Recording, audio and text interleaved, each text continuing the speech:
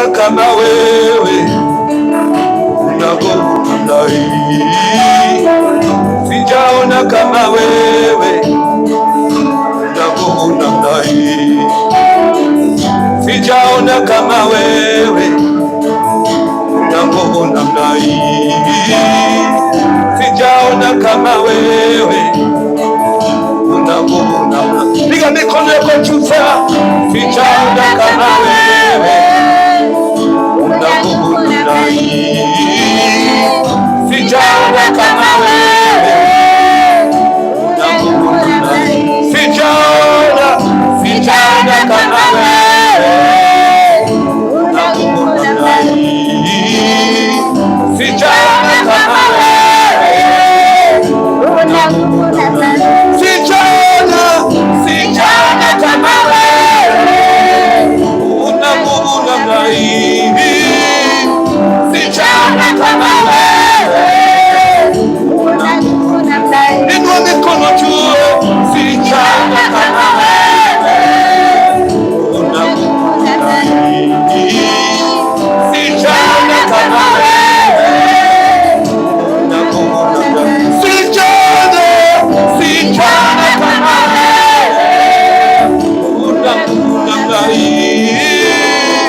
Sijaona kama wewe, una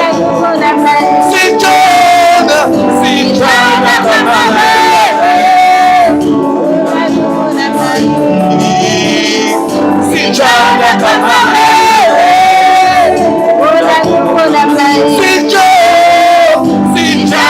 hii. Sijaona kama wewe, una nguvu namna hii. Sijaona kama wewe, una nguvu namna hii. Piga mikono juu. Sijaona kama wewe, una nguvu namna hii. Sijaona kama wewe, una nguvu namna hii. Sijaona kama wewe, una nguvu namna hii. Sijaona kama wewe, una nguvu. Inua mikono yako sema, sijaona kama wewe, una nguvu namna hii. Sijaona kama wewe, una nguvu namna hii. Unastahili kuabudiwa, unastahili unastahili kuabudiwa, unastahili kuabudiwa, unastahili kuabudiwa. Bwana, unastahili kuabudiwa,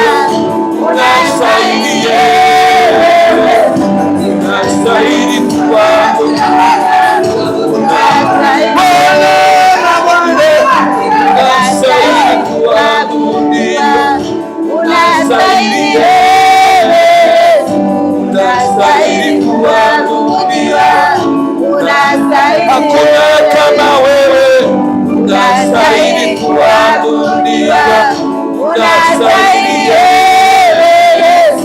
unastahili kuabudiwa. Bwana wangu twakuinua, unastahili kuabudiwa, unastahili kuabudiwa. Bwana wa mabwana, unastahili kuabudiwa, unastahili kuabudiwa. Wewe ni Mungu wetu, unastahili kuabudiwa, unastahili kuabudiwa.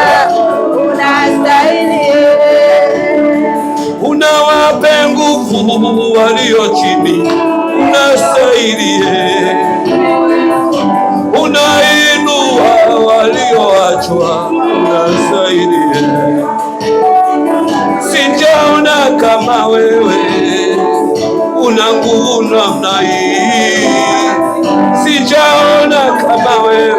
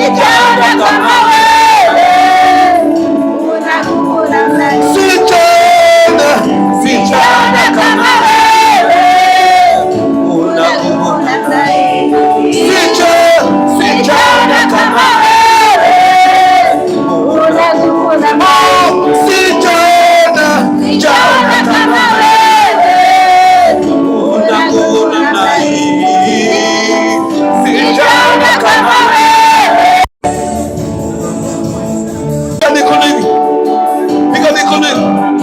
Piga mikono hiyo. Piga hiyo. Pa.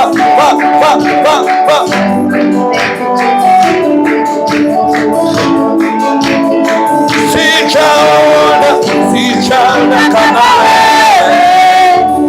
Una nguvu namna hii. Sijaona kama wewe. Wewe sijaona kama wewe. Una nguvu namna hii. Sijaona kama wewe.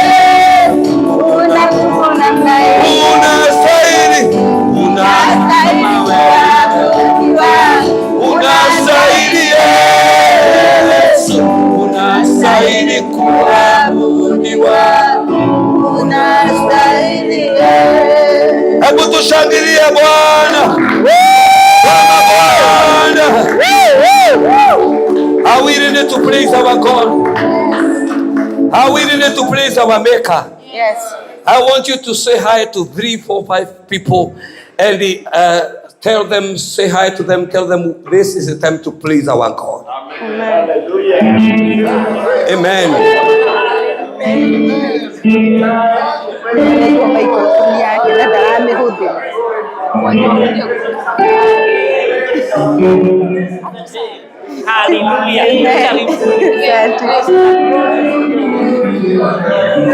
Adinayoku na daraina.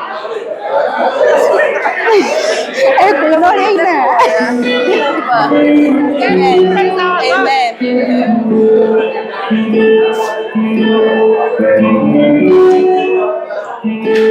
Nidaraigweka na kanyamu gaka nindigekirite wega ndaumaga gwikira na ndirĩ kũnyita na kũgũrũka.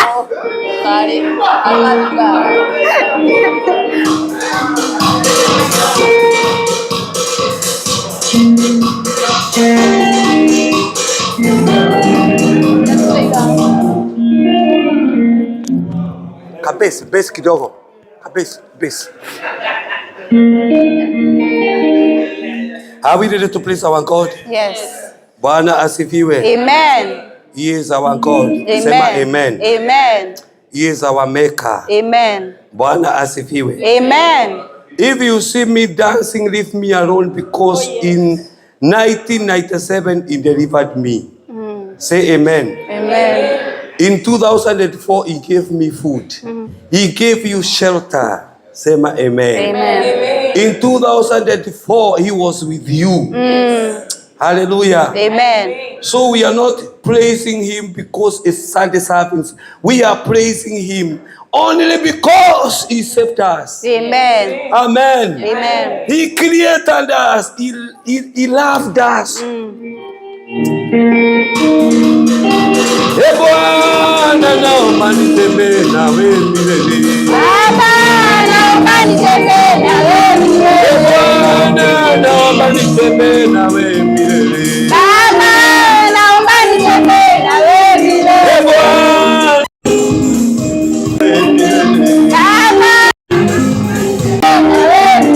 Bwana naomba nitembee nawe milele. Baba naomba nitembee nawe milele. Bwana naomba nitembee nawe. Bwana naomba nitembee nawe milele.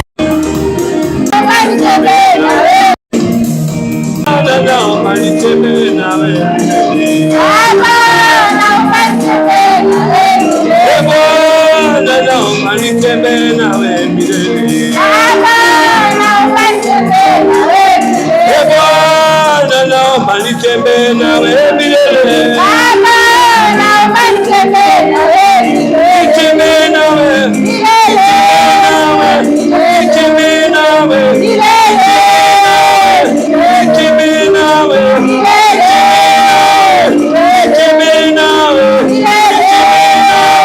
Nitembee nawe. Nitembee nawe.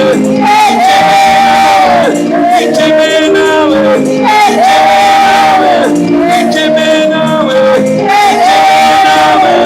Nitembee nawe. Nitembee nawe.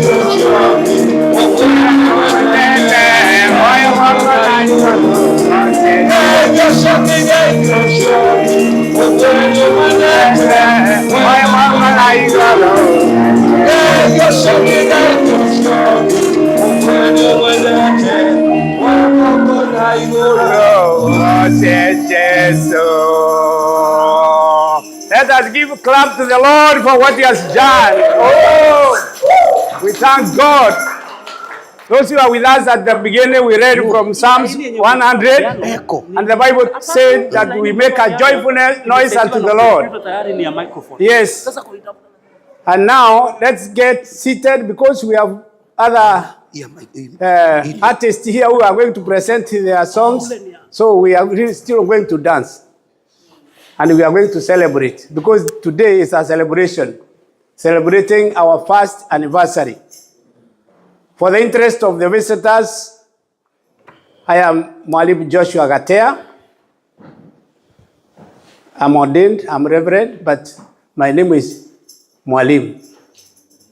When he gave some apostles, prophets, evangelists, pastors, last year he gave others to be teachers. So I got that one of the teachers. So you can address me as Mwalimu Joshua Gatea.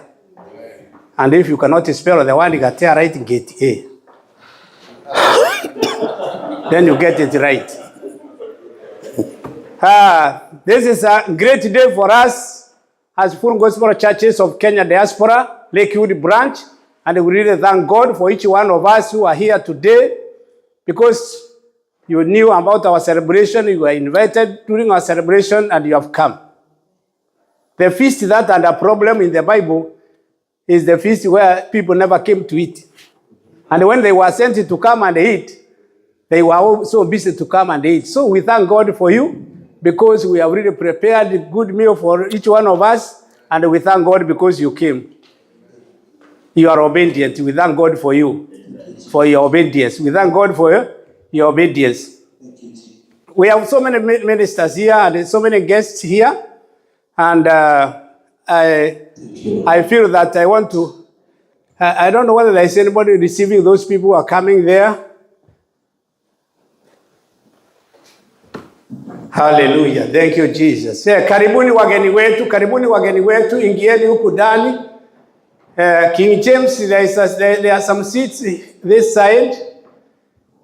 You are most welcome. You are most welcome. Yeah. When Paul was writing to the Philippian church,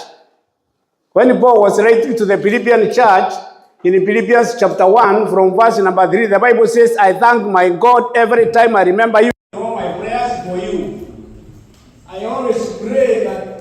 I always pray with joy because of your partnership in the gospel from the first day until now.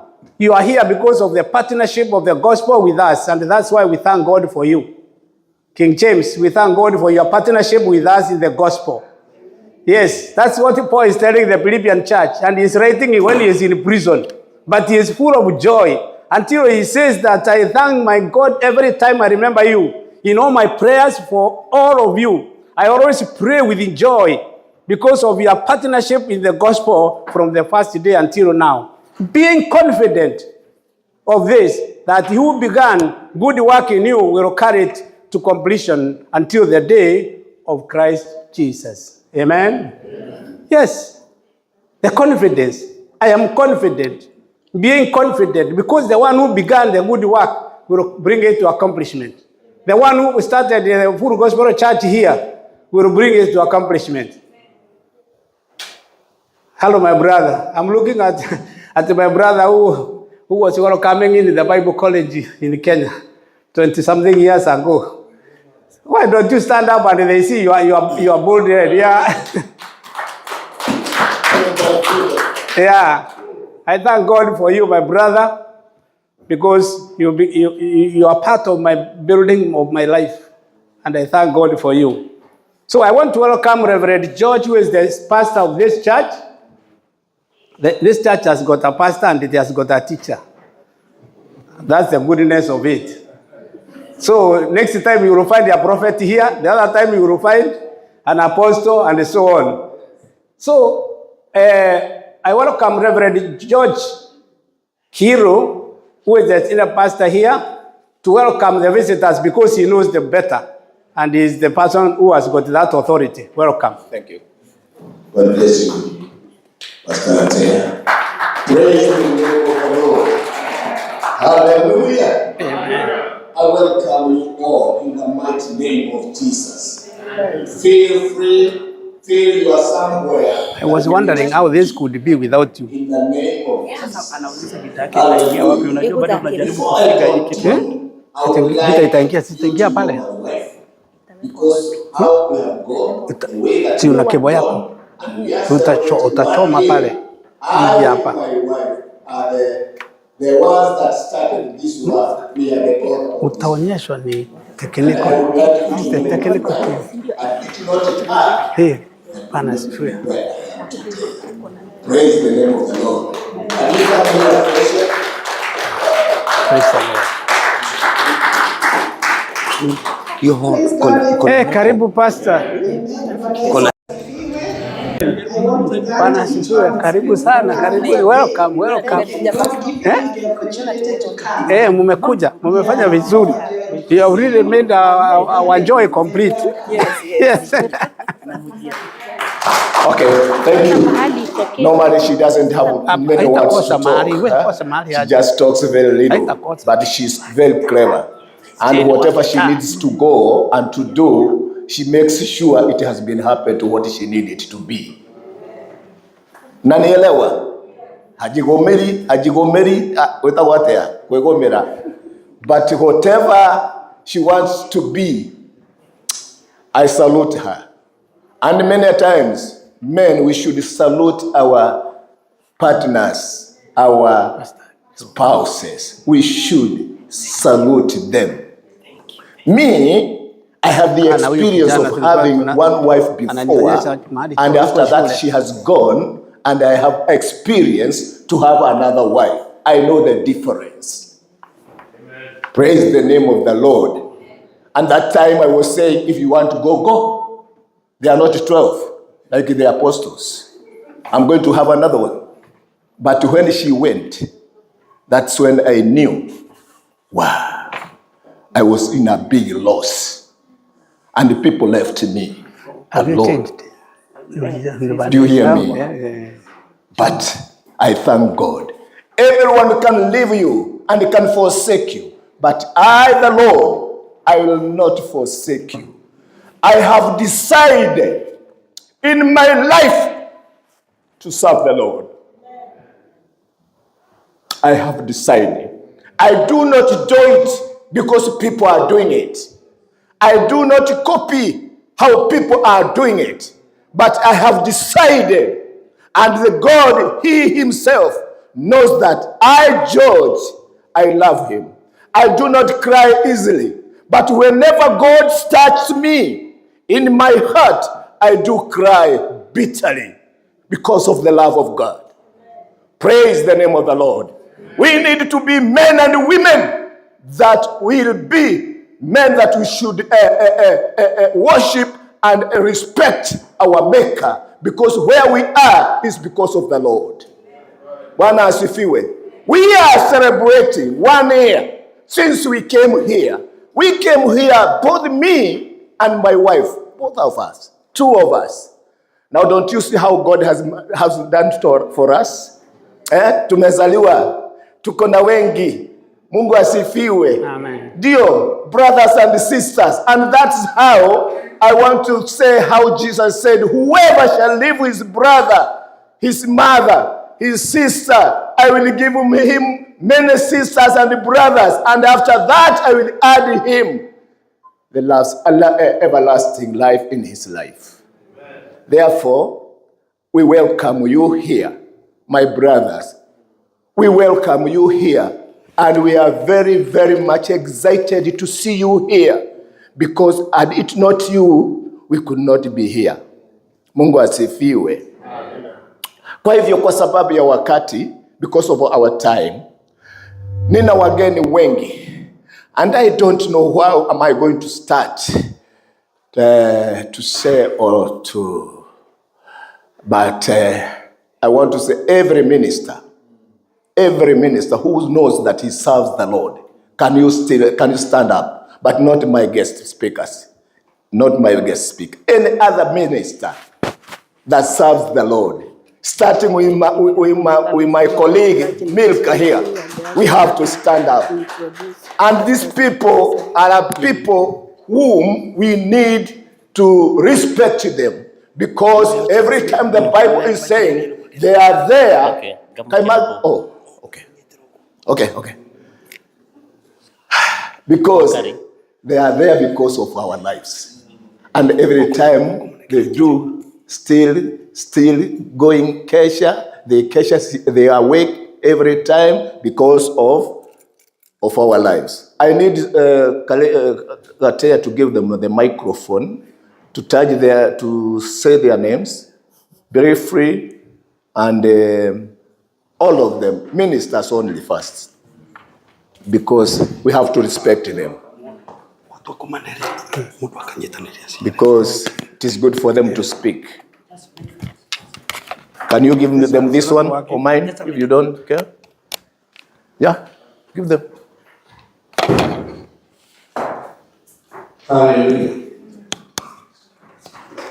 Yeah, just have some protocol in this.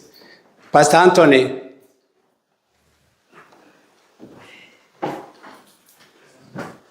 Enough, a minute to greet the people because of this church. Praise the name of the Lord. This is the day the Lord has made. We will rejoice and be glad in it. I'm so delighted to see all of you. My name's Pastor Anthony Kabusho. I serve the Lord here. And I have seen his hand upon us. To the Lord be glorified. Amen. We have a branch of our Full Gospel Church, and we have the pastor here. I want to give her a chance to greet us first. Amen. Can you come here? Before come here. Hallelujah. Amen. Praise the name of the Lord. Amen. My name is Pastor Milka Crandall, and I love the Lord. Coming here to represent the Church of Jesus Christ, because we are celebrating 1 year. When I say we are celebrating, it is because I'm in Full Gospel Church, Tacoma branch. And I just want to thank God because of what the Lord is doing, using us during this time and during our generation. People are saying the churches are very hard to start, but we know for those who trust in the Lord, it is not hard. It is so easy because it is all about the gospel. It is not about the religion. It is not about denomination. It is just about preaching the word of God in truth and also in the spirit. Amen. Thank you so much, Reverend. God bless you for inviting us. God bless you all. Thank you very much. Amen. Let us clap for ours. I want to request Pastor Kareri to come and greet us.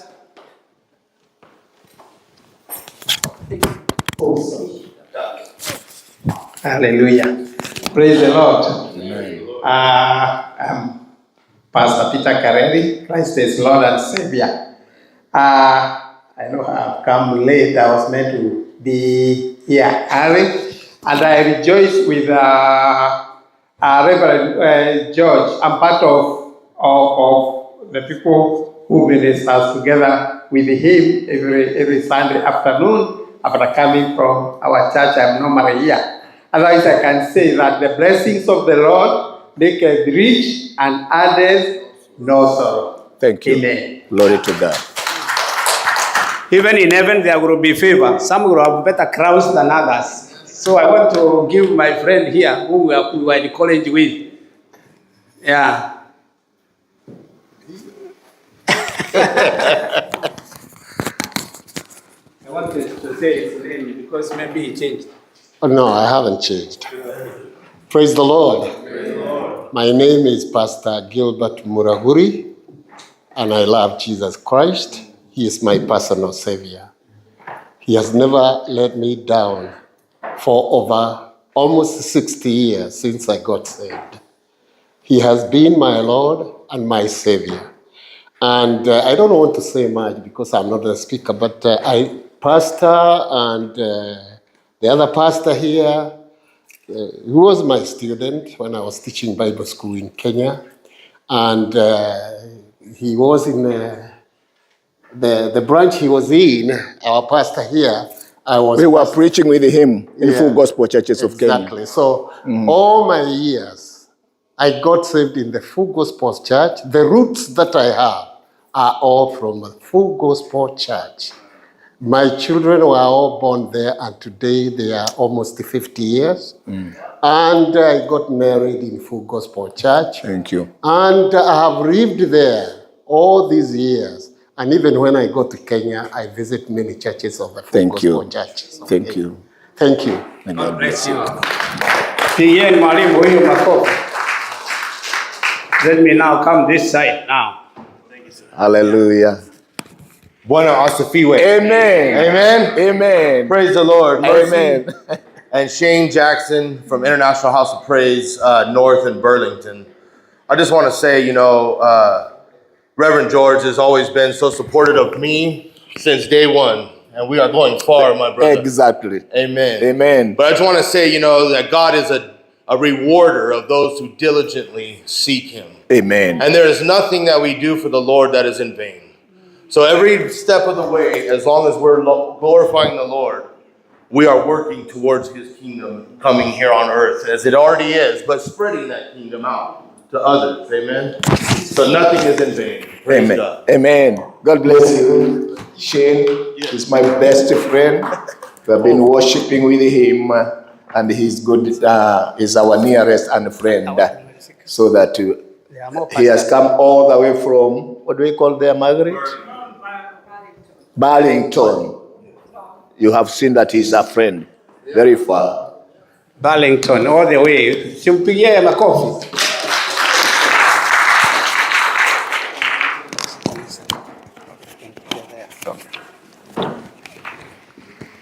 Thank you. Karibu. Amen. Yeah, praise God. Amen. Amen. Bwana sifiwe. Amen. Mwathani roho. Amen. Yesu ataiwe. Amen. Amen. Kwa majina naitwa Bishop Isaac Njoroge Muhea, born again and trusting in the Lord. This man is my friend. Thank you. And I've known him for quite some time. And also Pastor Milka. Amen. And also to say, like vile mwalimu amesema, my origin was Full Gospel. I got born again in 1986 in the Full Gospel Churches of India. Amen. And then I came back to Kenya. Amen. I joined the Full Gospel Buruburu and Dadora. That's why I was ministering. Amen. Bishop Keguru. May the Lord bless you. Woo. Well, yeah. Glory to God. Praise the Lord. Amen. Hallelujah. Amen. My name is Reverend Geoffrey Jogwajega. I minister in Anglican Church with the Trinity in Tacoma. And above all, I love Christ as my personal Savior. Pastor George and Frecia, they are my friend. They are friend to our church. Whenever we have anything in our church, they normally come. Yes. And it is our time now to pay back. That's why we are here. Thank you. People of Full Gospel. Thank you. Congratulations. Thank you. For us, we are 2 years old. So let's say we are like a firstborn. So you are coming. So we are 2 years old. So congratulations. You will make it. Joshua 1 and verse 9. Be strong and courageous. Amen. Bless you. Thank you very much. Have you finished? Ministers? Oh. No, they have. That one there. Oh.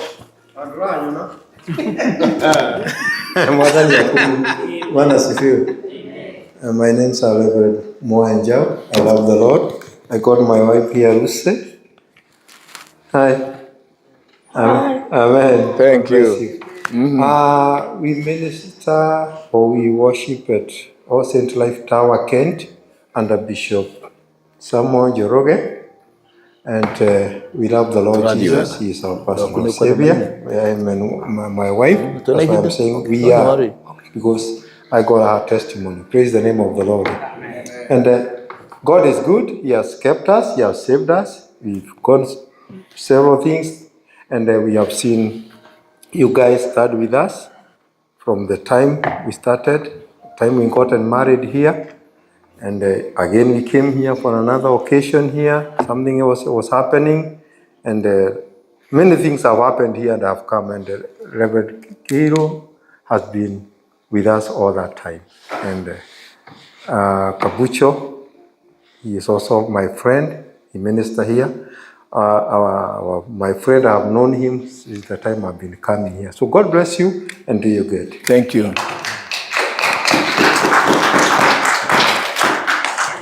Praise God. My name is Joseph Kirema. I minister at Springs of Life Worship Center, and I love the Lord. Amen. Reverend George and his wife are my friends. I usually Yes. come here to minister when Pastor Shara is not here. I help him with the keyboard. So by the grace of God, I've become the friend and also teacher Joshua and many friends of that here. So we celebrate with you as you celebrate 1 year. May the favor of the Lord with you. Bible says in Nehemiah 8:10, the joy of the Lord is my strength. So may the joy of the Lord go with you as you serve in Jesus' name. Praise the Lord. Amen. Mosauru kama nikech mwono ma Jehova nyinga iluongo ni Jojo Kelo. Yeah. And the Lord empowered them and they spoke in tongues. So that was my tongue. My name is Jojo Kelo. Jeta wo Jojiwa Okero. Witonege mo. But I serve with Gateway Church. I run a ministry called Community Beyond Church Walls, where I realized that the full gospel we are talking about, you might confuse it for a religion, but no. The full gospel we are talking about is, oh, that I may know him and the power of his resurrection. So if we are talking about that full gospel, we are going to heaven. Amen. Amen. So I love Reverend George. Hey, nakupenda bwana. Thank you. Mzungu wangu amesema hello. Alishindwa, nilikuwa nimesema kwamba nikuje naye, but interpretation wapendwa. Ukiongea kizungu nyumbani tu, ukiuliza pale, ukikuja hapa unataka kuongea Kiswahili. Unasema yeah right, the Lord is good. God bless you. I love you. Thank you. There's another pastor around here. If he resigned, I don't know, but I think she is still a pastor. No, just leave those papers. Oh, I leave this one. Yeah. Okay, thank you. Niliona dada mmoja amesimama hapo. Can't you come and tell us your name, please? This lady here. Yeah, clap for her. Thank you very much. Thank you. Praise God. Amen. My name is Cecilia. Really, I love Jesus as my personal Savior. We have come. Yes, we are. Reverend George is our friend. He has been visiting us. And I pastor at Pastor Shells. And we love this family. They have been coming to visit us. And that's why even as we are here, may God bless you. Thank you. Apart from this role, who else there that he would like to greet us and we have not given him chance to greet us? A minister, please. Is there any? Vizuri yuko nyuma kabisa. Sorry? Missionary Daudi. Where is Missionary Daud? Where is he? Missionary Daud.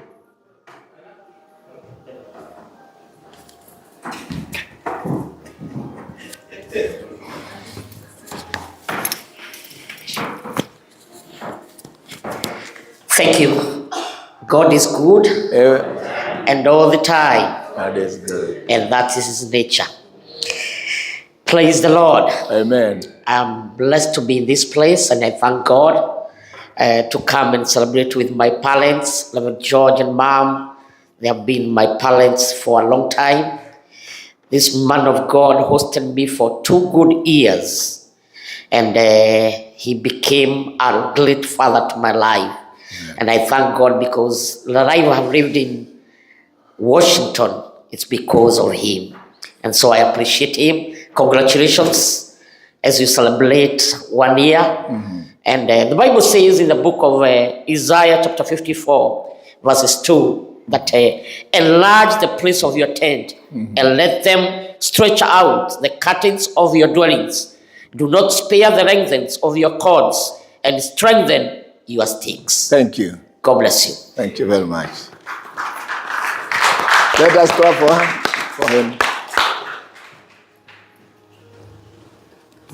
Okay, Bwana asifiwe sana. Now I have my friend and my father who is before me here. When I was married, he was the one who stood with me. When I was being beaten because I did not have a lot of money to buy, you know, shame, we purchase, we do give mali. What do we call it? Dowry. Eh? And because I did not have a lot of dowry, they wanted to stone me, but he was speaking to me saying, George is good, he's going to pay everything. Don't beat him with your stones. He is my nearest friend, King James. Let us clap for him. Hallelujah. And Margaret, can you please come here? You know, when George stood here and said there is time, everybody left him. I was almost to stand up and start stoning him because I stood with him. Amen. And when Reverend George says that his father, that is true. Because in this world you need two fathers. You need a spiritual father and you need a physical father who takes care of your daily needs. Back in Kenya, we have a church, and Reverend Margaret would minister and show people the way to go to heaven. And I will minister and show people how to live in earth. Because before we go to heaven, we have to live where? Not only prayers work, because if you have a cow and you start praying that I need a lot of milk in it, I'm telling you, you have to live in the world for that cow to produce what? Milk. So that is the way I will show people the way to make your cow. Even if you are having the prayers, I will show you the way to do it. So Reverend George, when he says that I'm the dad, even today, I serve him. Amen. I minister to him. Amen. I minister to him on how to live with this world with my daughter here. Where's my daughter? She has gone out, She has gone out. Yeah. We are good friends with George. And let me tell you, people of God, I'm married. And I'm not married to a reverend. I am married to a wife. And being in marriage does not mean that there is a reverend in it. It's a wife like any other. You just text me and tell me that you love me. And that is the time you know. I'm not married by who? I have not married who? I have not married a reverend. That is the teachings I teach of living in this world.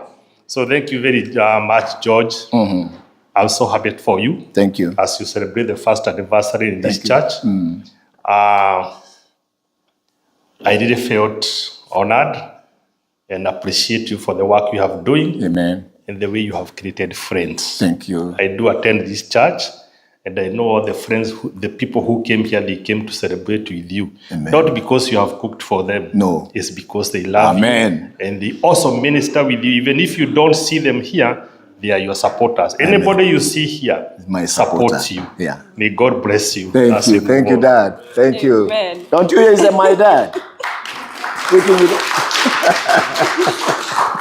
Amen. Praise the Lord, church. Amen. The church of anniversary. Praise the name of the Lord. Amen. Amen. Yeah, so we are also very, very happy, just as King James said. And we are here because to us, I come from GOC and received greetings from my bishop, Isaac Degwa. He couldn't make it. We have GOC people here. Hello, GOC. GOC is in the house in big numbers, including these children from North. We donated them to North. And we are here because, as a matter of fact, this is our baby. This church is our baby. And when we see what God is doing here, we give God the glory. Hallelujah. Because it's another room in our big Father's house. The other thing I wanted to say is that Reverend George, you are great and loud. Your commitment to doing the work of God is not a secret. We know your love for God, and that is why you have the backing of these people and also the backing of heaven. Amen. I was privileged to preach here the last Sunday of the year 2025, and God spoke to us great things, and see what the Lord is doing. This first anniversary is a mark of a new era in this church. Amen. God is doing something new. Thank you. Today, God was reminding us of He is forging a new cruise, a vessel of honor, empowered by the Holy Spirit to take the gospel even to the farthest parts of the world. So let us prepare ourselves because of what God is doing. Revival is knocking. Amen. Great things are happening in the house of the Lord. When you see these signs of each and every breaking the barriers of denominations, hallelujah, you will know. Because the Bible says when you look to the right or to the left, you hear a small voice saying, this is the way. Hallelujah. There is a voice. There is a voice. Open to take heed how you hear or how you are listening. Listen to the voice of the Spirit and you will be okay. Just before I sit down, I saw a friend of mine for many years. Where is George? George, can you stand up? I know this boy. I'm using the word boy because I know this boy. More than 25 years serving God. He's my friend. When he was serving God in Maroroi, As a dancer. when I see him, I know what God can do. Amen. If you see him the way he is, this is not the first time he's starting to serve the Lord. He's the oldest person I know here, serving God from the time he was young. Amen. So I know he is not a joke. Amen. He will move forward. God bless you, George. Thank you. Yes, George, God bless you so much. I need to say something as we are ministers to serve the Lord. This is the time to serve the Lord. This is the time. Many years has passed. We have been going up and down. We have been doing what people need us to do. But now the Holy Spirit is speaking that we need not hear how people want us to do, but we listen how the Spirit of God is telling us to do to serve the Lord. Praise the name of the Lord. When the Spirit of God is moving, we have liberty and we can do everything and we can see the Lord working. Miracles and wonders, they will follow us as the Bible tells us. You know, the Bible is saying, Jesus said that you will do more and you will do mighty things than what I have done through when we love the Lord. We don't want to joke anymore. We have been wasting time speaking many things that it cannot help. Do you hear me now? Yeah. But now, I'm speaking to every one of us who is in this, under this house. We need to serve the Lord. Amen. We need to serve the Lord. The time has gone, and the Jesus is coming. He is on the gate coming, on the door coming. We need to be prepared, men and women, to serve the Lord. We do not want to joke anymore now, but we need to serve the Lord. You need to ask God, why did you call me? What do you want me to do? Don't waste time speaking with people, nothing and words that cannot help you without life in them. But speak with God through your knees. Go down to your knees and tell the Lord, I need to see you, Lord. I need to serve you, Lord. This is the time that God has given us so that we can serve Him. Praise the name of the Lord. We do not want to joke. I myself, I have decided, and that's what I tell the church, I have decided to follow Jesus and to serve Jesus. Praise the name of the Lord. We need to serve Jesus. Tuache sarakasi. Sarakasi zinafanywa na watu.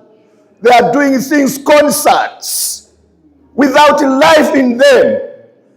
But I want to tell you, when you are being, a stone has been thrown to you, Make sure that and know that you have something in you. Amen. Do you hear me? When someone can throw a stone, you have not stolen anything from him, and he's throwing a stone to you. Make sure that you are in a good path of serving the Lord.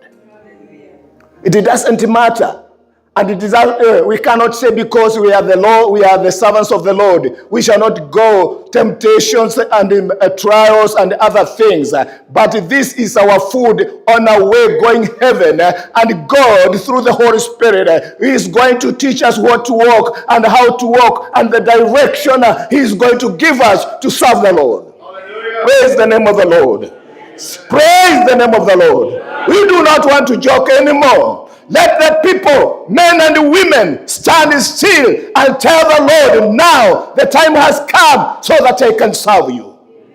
I have been wasting time talking. I've been wasting time with my friends without any life to the words that we have been speaking to them. But now, oh God, forgive me and give me direction so that I may serve you.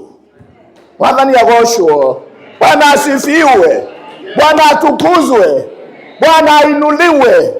Wafu gospel ambao wako hapa, they know how we were serving the Lord. They know very well. We were serving the Lord. And we were not joking. Praise the name of the Lord. We know that when we serve the Lord, He will not disappoint us. He will not forsake us. He shall go together with us. Praise the name of the Lord. I myself, in America, I know I didn't come here to stay idle, but I came with a purpose to serve the Lord. To serve the Lord. If it were money, God could give me money in Kenya there. There are a lot of money. There are many business people in Kenya. A lot of money there. But God brought me here to tell people, Americans, that there is God and there is life after death. Amen. Praise the name of the Lord. Hallelujah. May God bless us and may God guide us and may God do good to us and may the Holy Spirit of God may awake us from now henceforth to serve the Lord. Amen. Okay. I have my professor here, and I don't want him to talk because I want him to talk at last and pray for the speaker. But the singers wanted to sing for us, and they told me, George, when we come here, please give us a song that we want to serve the Lord by praising the Lord. Are you there to come and serve the Lord with the praising? Come, you know yourself. Come. You told me you want to sing.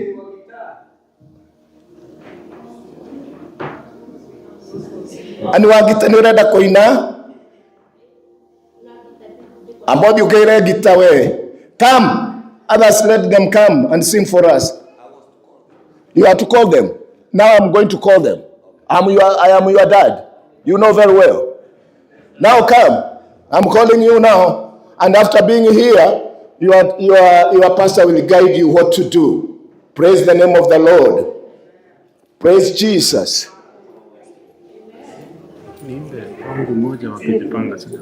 Wamekuja, si ndio hawa? Okay. It is your time to sing a song. Here we have come to eat and to praise the Lord. Do you hear me? We have come here to eat and to praise the Lord. Hallelujah. Don't be hurried. We need to eat together. We need to praise our Lord and we need to pray together. May God help us to continue to go to the next step.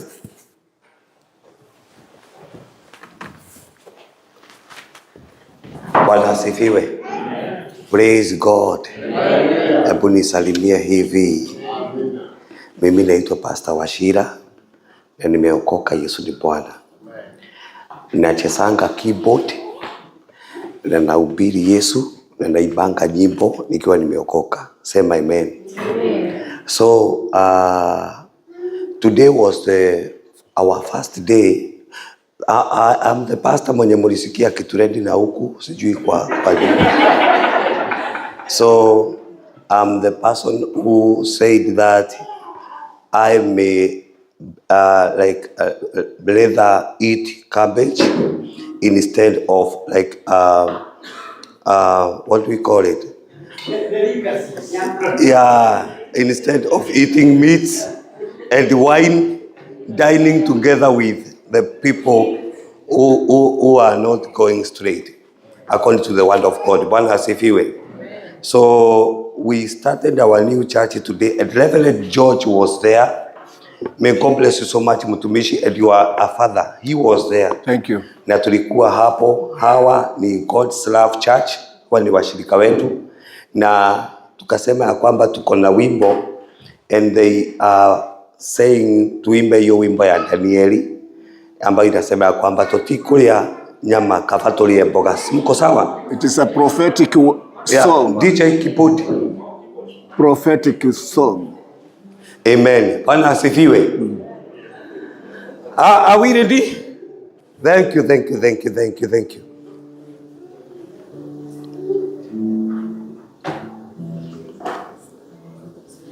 DJ Keyboard.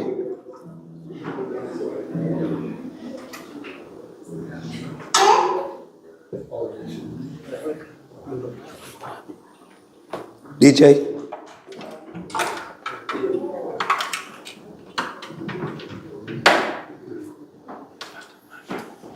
Amen.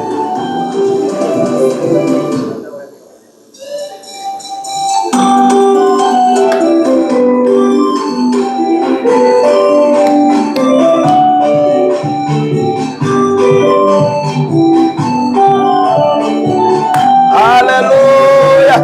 Danieli netwairwo kwi muthamaki akiheo nyama na ndibei aririkana thino Lucas akirega kuria. Danieli akiuga ndikuria ndigwithaya aririkana twana twa Juda oima kabati ageboga. Piga mikono. Hallelujah. Piga mikono juu. Hallelujah. Ndine mai akirega akimaitale alirikana nidakane adu akirega kunywa. Danieli akiuga ndikuria ndigwethaya ngaririkana twana twa Juda kabati ageboga. Piga mikono juu.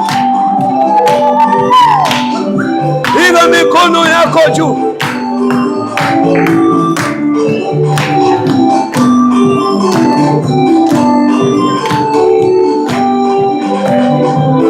Kwina munguliria ciothe ciakwa kuria guothe ciuru njukiire njoke ndiciethere muriithi na mundu uria. Haleluya. Danieli akiuga ndikuria ndigwithaya taririkana twana twa Juda kabati ageboga. Piga mikono juu. Piga mikono juu. Piga mikono juu. Piga mikono juu. Kwina mukayo ukumigia ile maine cia Karimeli cia famele irau. Hallelujah. Shiroya. Danieli akiuga ndikuria ndigwithaya ndaririkana twana twa Juda kabati ageboga.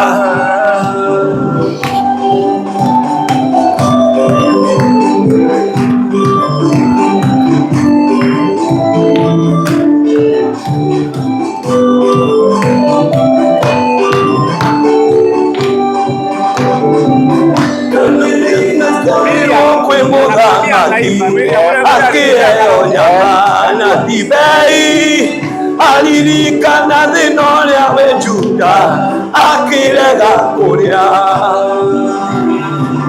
Danieli akiuga ndikuria ndigwithaia ndaririkana twana twa Juda kabande ageboga. Danieli akiuga ndikuria ndigwithaia ndaririkana twana twa Juda kabande ageboga.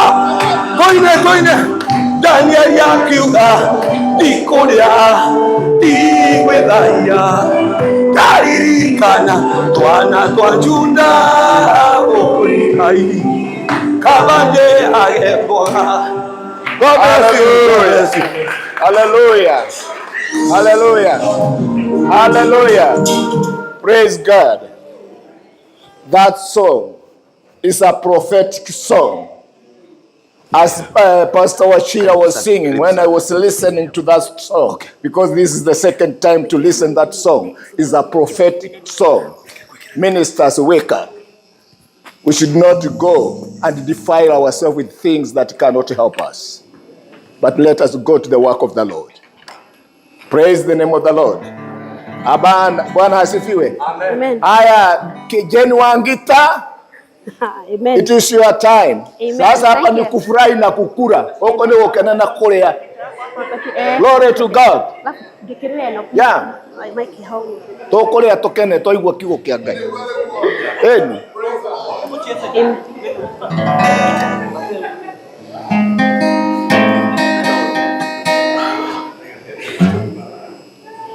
Amen. Praise God.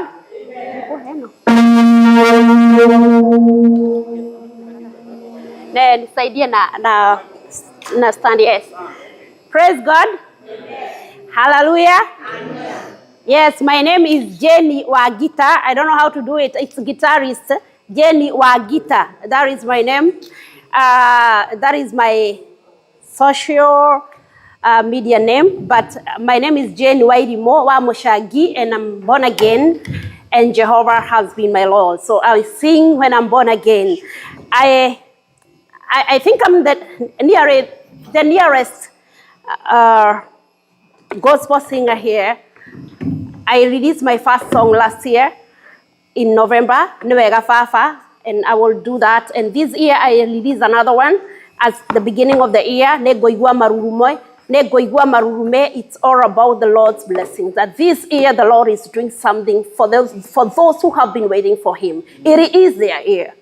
This far I've seen God doing that. So I want to do that. Goigwa marurume ohanini tu ifugaisi Jeni Wagita.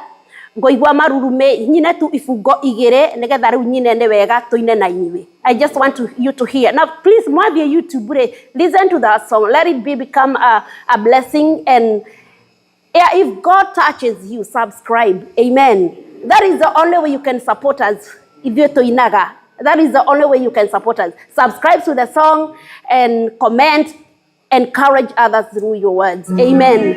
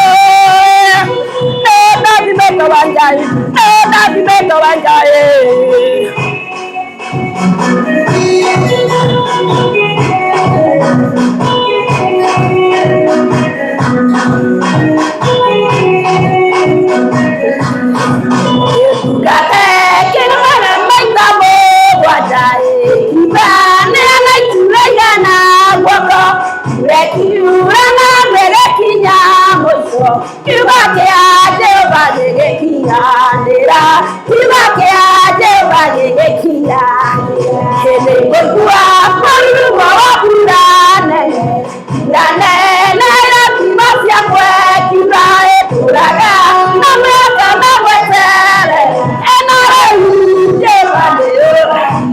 Hĩndĩ mana rĩu Jehova. Hallelujah. Amen. Amen. Wathiĩ YouTube ũkuona Jane wa Gita ngũigua mũrurumo, ũthikĩrĩrie ruothe. Amen. Isaka kĩbungo kĩrauga atĩrĩrĩ, Isaka ahandire na riũa na akĩgetha, ngũhanda na riũa na no ngũgetha. Amen. Twĩkĩrĩre nĩ wega baba, rekei rĩu tũine ithuothe rũrũ. Nĩ wega rĩu nĩ mũĩ mũndũ wĩna hinya wa magũrũ na mwĩrĩ arũgame tũine nĩ wega. Amen. Na twĩkĩrĩre kabuku thauti. Nĩ wega baba, nĩ wega. Nĩ wega baba, nĩ wega. Nĩ wega, nĩ wega mwani. Nĩ wega, nĩ wega mwani.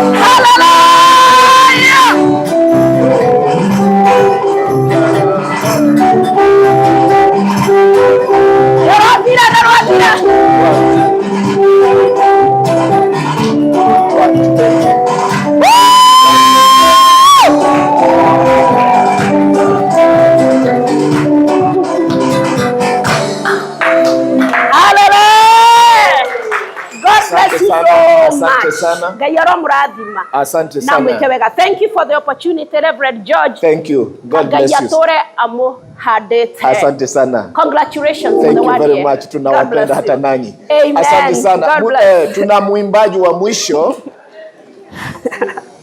Nafikiri sina mwingine ila yeye, unless he comes another one. But now I have Miriam. Miriam, with your group, please, can you come forward, please, and sing for us?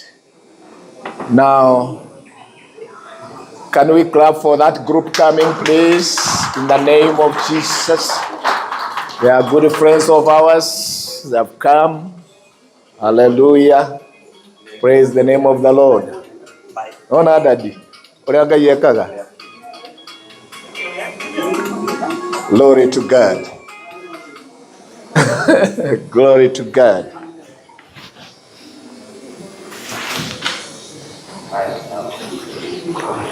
Thank you, Jesus. Thank you, Jesus. This is melody from Apostle Therapy. And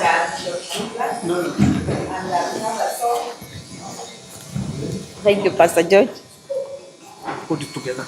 Okay, thank you, Pastor George, for this opportunity. I know Pastor George. My husband calls him a man of wisdom. And we met, and he told me they are having this anniversary. And we are so happy, so blessed to be here. Yeah, so we are going to bless you with this song, Gubaturira. Okay.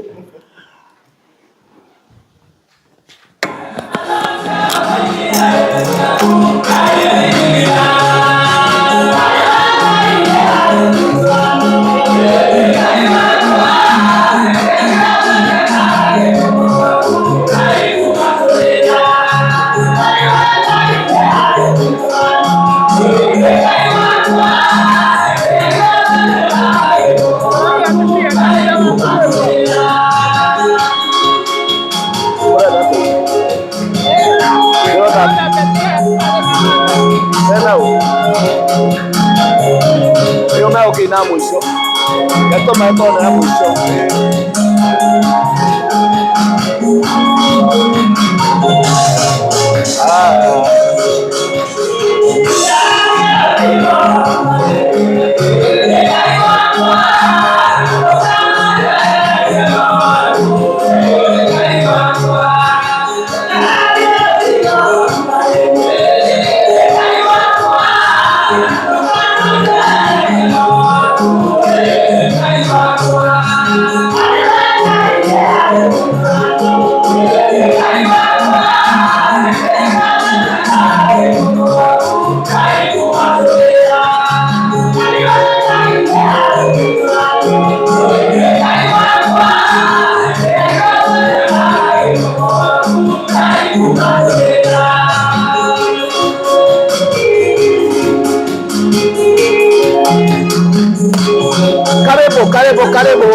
Karibu moshie. Karibu moshie na leo tugaidia. Oh, asante. Moto murata moto kwa moto ya.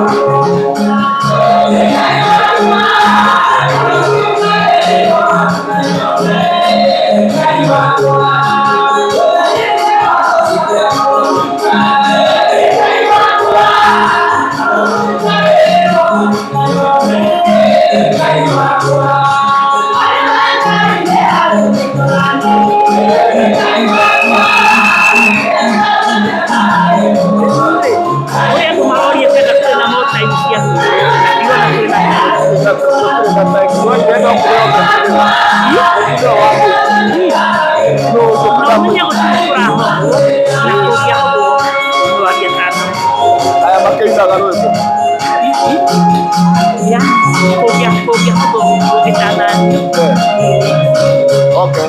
Nado numakulia kana kwenda kaisia. Siako iba.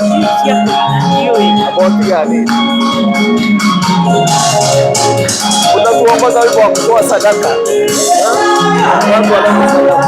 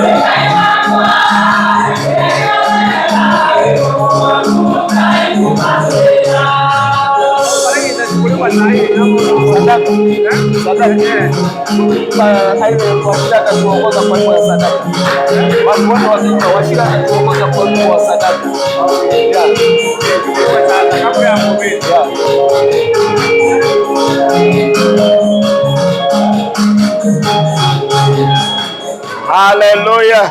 Praise the name of the Lord. Yeah. Ukuno ndia na mahoya na kugosha mwathani. Ndia na mahoya na kugosha mwathani. Glory to God. Now I need to give my sister from Tanzania. I have my sister from Tanzania, and she needs to speak to sing for us one song. She is our member. And can you come, Betty, and bring your song to us? Yes. Glory to God. 1, 2. Thank you, Jesus. Yeah. Kwa majina naitwa Betty Kangonga, nimeokoka na mpenda Yesu. Yesu ni Bwana na Mwokozi wa maisha yangu. Yeye ni kila kitu kwangu. Ninaabudu mahali hapa, ninamtukuza Bwana, ninamuona Yesu akifanya kazi mahali hapa pamoja na pasta. Karibuni sana. Nitaenda kumsifu Mungu kwa uaminifu wake na ukuu wake, maana yeye ni mwamba imara. Kwake pekee ndio tunajificha. Hatuna sehemu nyingine ya kukimbilia zaidi ya kwa Bwana Yesu. Chini ya mbawa zake anatuficha na tunakuwa salama. Amen. Martha na naweza kuja tukaimba pamoja. Asante Roho Mtakatifu. Mwamba wenye imara, kwako nitajificha. Maji hayo na damu yaliyotoka humo unisafi na dhambi, unifanya mshindi. Kazi zote pia sitimizi sheria, nijapofanya bidii, nikilia na kudhii, hayaishi makosa, ndiwe wa kuokoa. Sina cha mkononi, naja msalabani, nilitubu nivike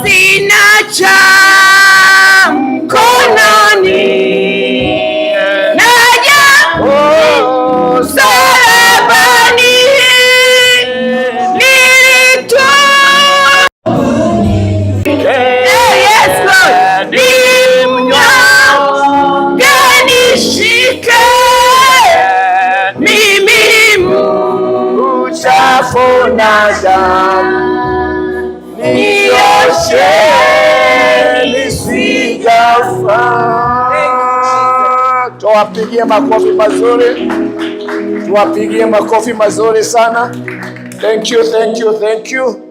God bless you so much. Sasa tunataka kujitayarisha kutoa sadaka zetu. Tujitayarishe. Ibada haiwezi kuitwa ibada kabla ya kutoa sadaka. We need to give offerings now before we hear the word of God. And Pastor Washira, you are going to guide us the song of giving offerings. And we can all stand up and sing together according to Pastor Washira is going to guide us which song we shall be singing. Karibuni, tayarisha kwa mifuko na tutoe sadaka zetu. Kadiria vile Mungu atakunenea. 1 2 hivi tu aviongei. Sorry? No. She can tell us the number of the cash app. 1 2. Bwana Yesu apewe sifa. Bwana asifiwe. Ya karibuni mara nyingine, ni wakati wa kutoa sadaka na zaka zetu. Na tuko na Zelle number, that's why I'm here. For those ones who are going to give through Zelle, we don't have cash app for now. We're going to offer through this number 253 282 4106. Again, 253 282 4106. And for those ones that have cash, I'll be having my cash basket here, and you'll come over here. Yeah, that's good. Can you repeat that number again? Yeah, the number is 253 282 4106. Thank you. It's going to give the name Full Gospel Churches of Kenya. Karibuni. Haya, tuendelee. Tusimameni tuimbe wimbo tukitoa sadaka zetu. Tusimame. Let us wake up, please. Okay, I'm told that there are those people who don't have Zelle, but they only have a cash app. You can cash up to this number 253 222 8778. For those who only have cash app, it's 253 again 222 8778. Thank you. Thank you. Thank you.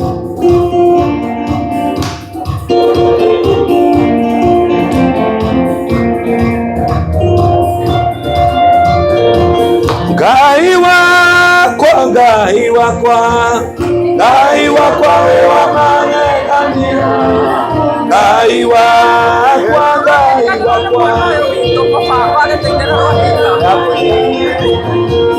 we munene wa magegania. We munene wa magegania.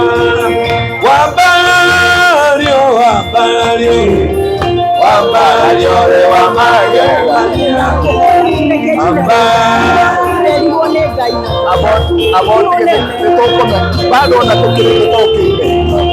We munene wa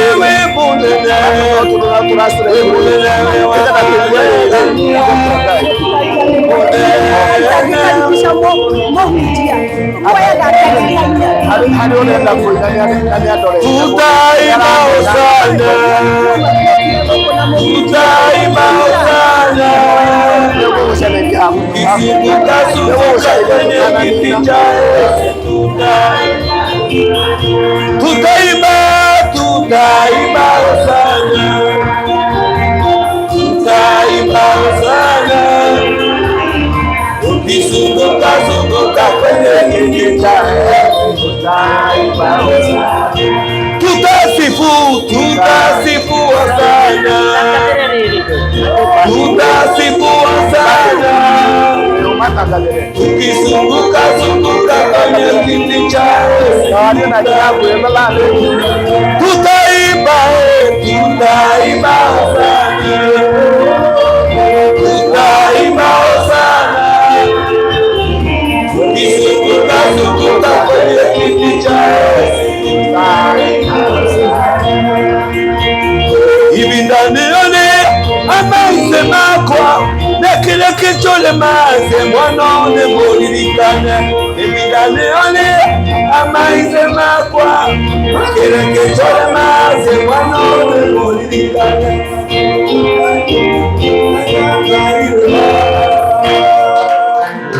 Thank you very much. Waimbaji ambao wamebakia tu wataimba baada ya kusikia neno. Praise the name of the Lord. Bali nawakumbuka nitawapatia nafasi, but after hearing the word of God, that's when you are going to sing, okay? Now it's my time to welcome my professor here so that he can pray for the word of God, and he can welcome our guest speaker, Apostle Martin, that he has a word for today. This is my great friend. I love him. When I met Martin for the first time, I heard him speaking, and I had his spirit with my spirit has joined together. Praise the name of the Lord. Therefore, I decided that he will be our guest speaker today, that he's going to talk to us today. Together with her lovely lady, we love them. They are our family friend. They are family, and we love them. In fact, we love them. And I know he has something for you tonight. And you have to wait upon the Lord so that you may hear what God wants to talk to you. Hallelujah. Karibu sana profesa. Huyu ni mwalimu wangu, amenifundisha, but siongei sana. Hata wakati hapa mimi natatemeka wakati namuona mbele yangu because he's my teacher. God bless you, Professor. Thank you. God bless you. Yeah, let's pray for the offering first. Okay. Let's pray for the offering. Father God, we are so much honored that we can only give back what you have given us. We cannot outgive you, O Lord. It is such a privilege that, God, we can give our offering and it can be accepted by you. And then we say thank you, God, even for this giving. We decree and declare it is already blessed. And all the givers, those who have given, we pray that you may bless them. Thank you for this wonderful, blessed event. And that's why we are gathered here to honor and to give glory unto your holy name. For this far, you are Ebenezer. In the name of the Father, the Son, and the Holy Spirit, we pray. Amen. Amen. Thank you so much, Reverend George. And welcome the man of God. Let's appreciate this man of God. His name is Reverend George Cairo. Thank you so much. Thank you very much. I'm so happy that the Lord has... Can we have our seat in the presence for a moment, please? Thank you so much. It is such a great honor that all of us, we've gathered here to celebrate the doings of the Lord upon the man of God. We don't take it for granted. Actually, having achieved 1 year in the journey of the ministry is not an easy thing. The Lord bless you. I know it takes the hand of God to have such a wonderful year, 1 year, full year. Just looking behind and you can tell what the Lord has done upon your life. We have lived with this man. I stayed in his house for almost 2 years. And we became great buddies. We ministered together. We prayed together. We cooked together. We enjoyed eating chingoho and ugali pamoja. So we have so many things in common. And we prayed. And one thing I was telling Reverend George is that he has a very big zeal. Yeah. He doesn't have like impossible vocabulary in his life. And when I was progressing in digital, he also progressed. He said, "You're not going to leave me behind." So we lived with him and missionary Philip. We became like 3 lions in the house. And we were big buddies and we ministered together. The Lord bless you, Reverend. My eyes can see the doings of the Lord upon your life. You together with your wife, where is she? She's very busy today. You know, she needs to be called mother. Frecia, she's now taking care of you all. She's such a wonderful mom. She's a real mother. God bless you. The Lord has blessed you. And also he has blessed you with a wonderful wife. So my few words is to tell you that keep on flourishing, keep on pressing. And every high level of life demands a different you. I was reading the Bible in the book of Revelation here. When God begins to rise you, He rewards you because of what you have done with another job. So for God to tell you congratulations, He gives you another job, another work to do. And then the other thing that shocks me is Revelation chapter 3, verse 8. The more you continue to grow and to remain faithful and honest before Him, He rewards you with people, and more people even from the synagogue of Satan, and more people who pretend to be Jews and they are not. He's going to bring them to you. So at your age, Papa, at your age, now at your age, you are above 70, you are in the level of becoming a consultant. A consultant, it is where you sit down, and then you'll be like talking like an old wise man with a stick like that one, you know, speaking wisdom to your children. A consultant. That now you just talk and things just begin to happen. I love you so much. That's why I'm here. With all the clergies, with all the ministers, I have so many friends here. And I can tell, guys, you have come at the right time, at the right place to celebrate the doings of the Lord with this man of God. One of the things that he has is the passion and the zeal for God, and the zeal to serve God. The Lord bless you. Thank you for coming. I've been his lecturer in school. I've worked with him when he was doing his master's. And again, he did another master. I was still his lecturer. Now he was pursuing his doctorate. I'm still mentoring this man of God. The Lord bless you. You're doing a noble job. And together with your friend right behind you, Reverend Dr. Anthony Waidaka, he's actually telling you, test eye, go ahead. And also your friend behind you. He was my mentor. 40 years. He was my mentor. He was my youth leader. And because he was a teacher, I admired what he was doing. Only to realize I also became a teacher like him. I became the principal, he became my deputy here in America, in a high school. So, never intimidate anyone. Do whatever you can because you don't know what tomorrow carries. This man has worked with me for more than 40 years. Reverend Gilbert Muraguri. Yes. The Lord bless you so much. Wow. Amen. He left me in Kenya, and I was wondering, he's gone, my mentor has gone.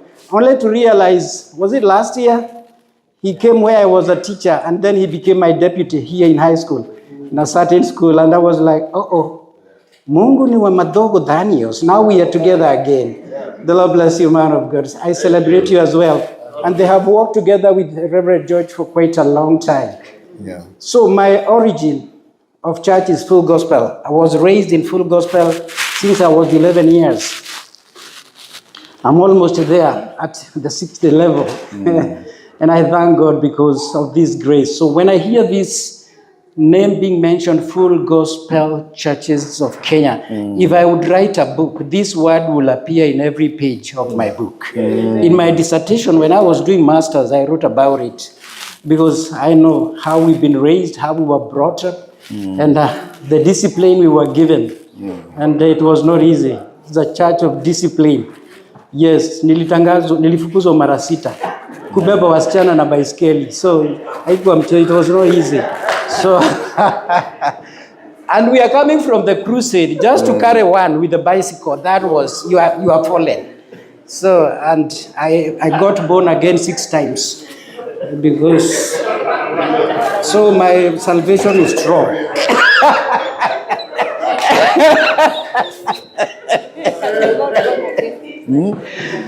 The other thing is that I went to the crusade, and the people who have been chased away from the church would come to the crusade. And because I was a crusade, I started preaching the crusade when I was just maybe 18, 14 years. And when they come, I pray for them.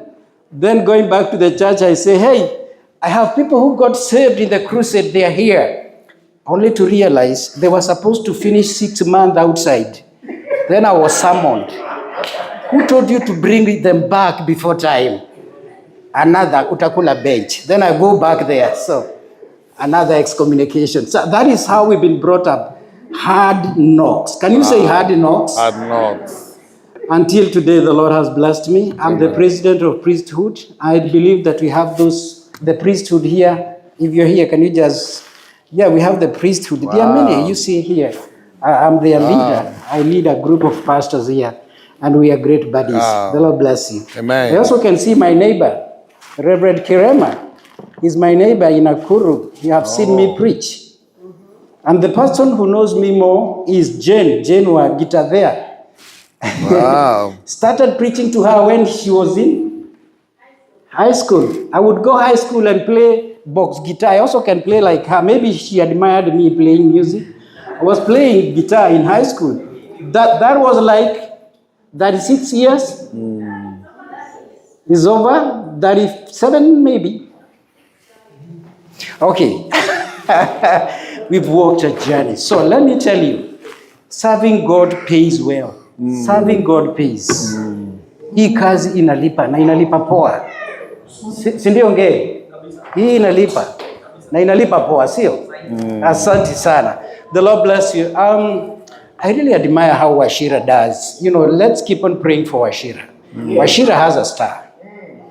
This man of God, njoo unisalimie mtumishi. This man of God is going far.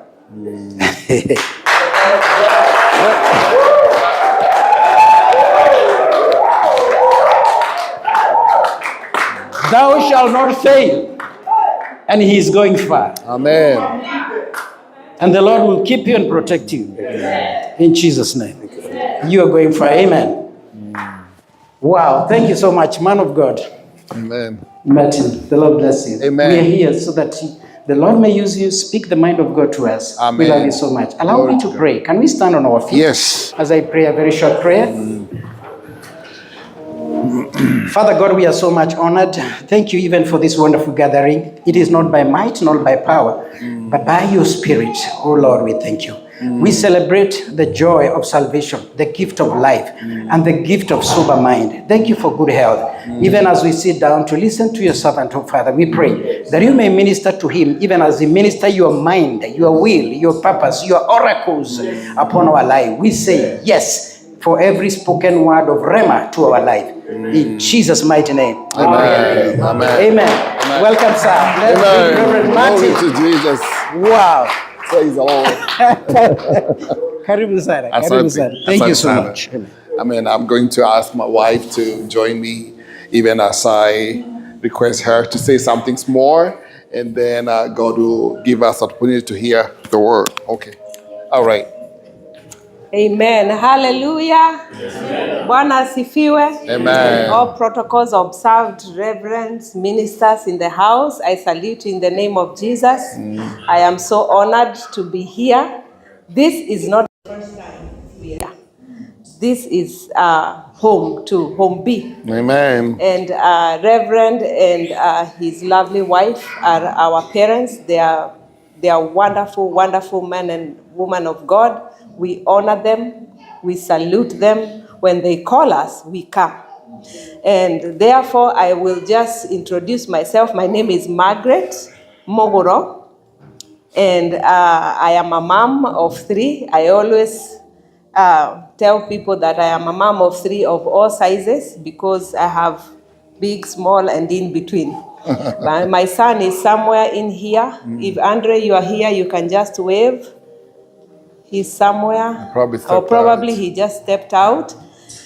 We are here and we serve under the ministry of JCC in Tacoma. I see some people that we fellowship with together. My sister is there. Her name is Mombi. I see my brother Simon back there. Yes. God bless you. God bless you. Mama Baraka. And Mama Baraka, I can see her back there. Yeah. We really appreciate, and we are here to serve God together. Brethren, those that God has called, He predestines. And because He predestines, He just for His own glory. Amen. So Pastor Washira, even when they put you all over Mutandao, you continue serving God. Hallelujah. Because what God has in you is bigger than what the Mutandao says. Amen. Because when God has called you, he has a purpose and purpose for his own glory. Yes, so we glorify God for this chance. I won't take so much time so that we can hear the word. May God bless you. Amen. May God keep you. May God do you well. In Amen. Jesus' name. Amen. I appreciate Pastor Margaret as my wife in the name of Jesus. Glory to Jesus. Hallelujah. Glory. Hallelujah.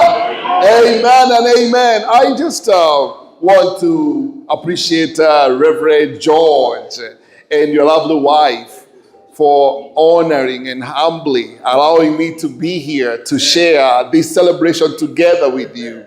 There are things that I really don't take for granted. And when I read that message, I showed my wife and I said, this is very humbling. And we have been praying. And we have been praying. This is the doing of the Lord. This is a say hi to salimia mwenzako, mwambie huu ndio Bwana, hivi ndivyo Bwana anatenda. Yes, Apostle anasema, this is what the Lord can do. This is what the Lord can do. This is what the Lord can do. We are seeing the grace of God, the glory of God. Glory to Jesus. I am excited to be in your presence. Hallelujah. Praise Jesus. I just want you to keep standing up because this is a moment, a very precious moment. We want to go before the presence of God. I want to, before we go to the next level, I want to honor all the graces all the graces in this place. One more time, appreciate Reverend George. Hallelujah. Glory to Jesus. This far, the Lord has brought you. He is Ebenezer. Amen. I want to appreciate all the graces. When I see Reverend Margaret, we have on her way to America, she came through Georgia. And we have, I see King James. I see you, I see Grace. And I see other reverends, and I see Milka. Oh my God, Pastor Milka, God bless you. I see Pastor Joseph right there. And I see Pastor George. This is my brother right here, and I'm going to call him. And then I have a family. That's my sister Mombi, my brother Simon, and Mama Baraka behind there. We worship together, and you're good. And then Peter. I should have forgotten you. All the ministers, I may not mention you by your names. I want to ask Pastor George to come here. We want to go to a moment of prayer. And I want you to open up your spirit as we get into worship. And we're going to worship for a little bit. And then I want you to get deep. The Spirit of the Lord is speaking and has deposited in me a deep message. This is Baraka. The Spirit of the Lord has deposited something in me. And I feel it very heavy. And I've been praying and I've been fasting about this. I know that something God is doing in this place. The Lord is taking you far. The Lord is widening your wings. You're going to fly, Reverend George. There is something that is deep in you that the Lord is going to put and continue to widespread you in the name of Jesus. And so at this altar, there is a new beginning. Praise the Lord. I want Pastor George to put us to a mode of worship. We can just lift our hands and bless him. The Lord is worthy of all the glory. Come on, lift up your voice.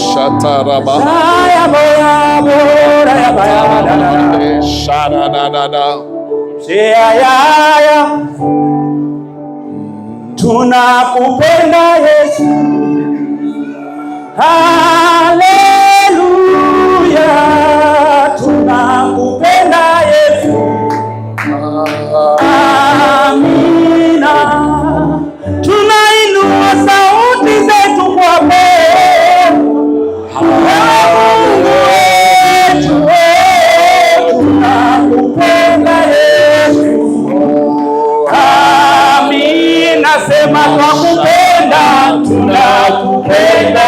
If you love it, say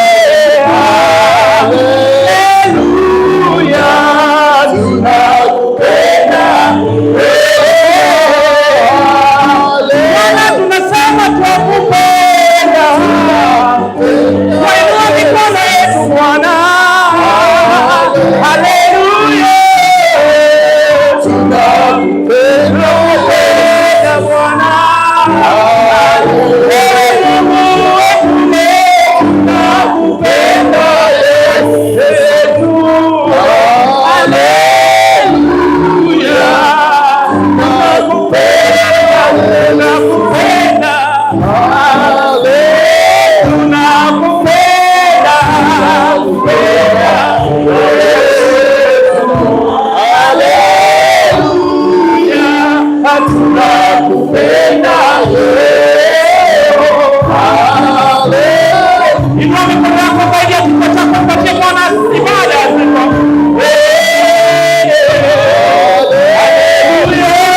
Haleluya. Haleluya. Umeinuliwa juu. Umeinuliwa juu sana. Umeinuliwa. Umeinuliwa juu. Wanachosema. Inua mikono yako mwambie Bwana umeinuliwa. Umeinuliwa juu sana. Umeinuliwa. Wainua sauti twasema Bwana. Mungu peke yako. Umeinuliwa juu sana. Umeinuliwa. Juu ya miungu yote. Juu ya fahamu yetu Bwana. Umeinuliwa juu sana. Umeinuliwa.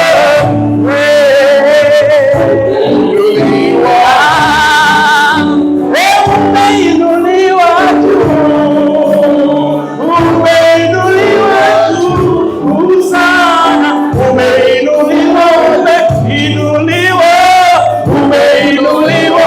Inua sauti sema wewe. Umeinuliwa juu sana.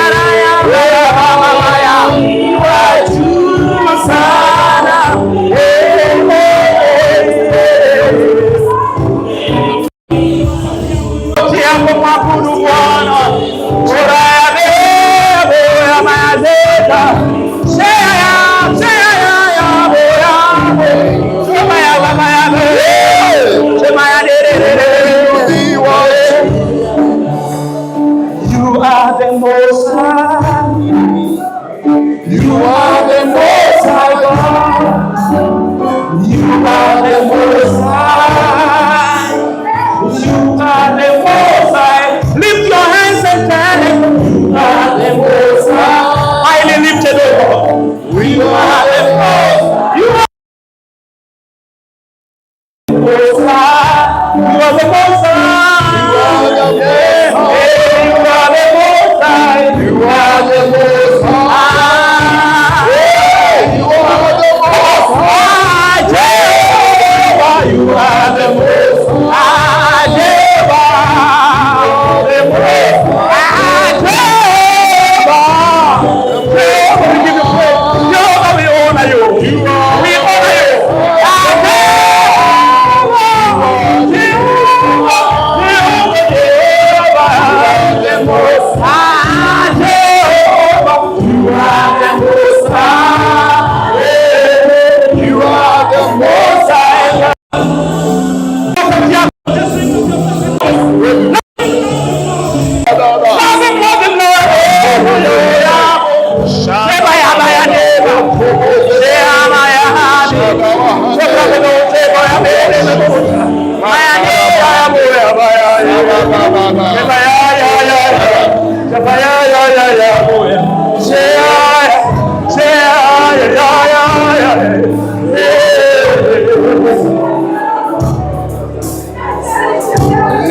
Asante, wewe ni mwema. Asante, asante, asante, asante, wewe ni mwema.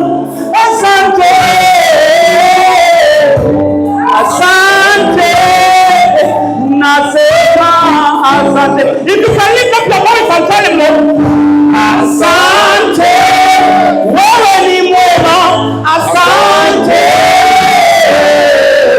asante, nasema asante, tell him asante, asante, wewe ni mwema, asante, asante, nasema asante, asante, wewe ni mwema, asante, asante, nasema asante.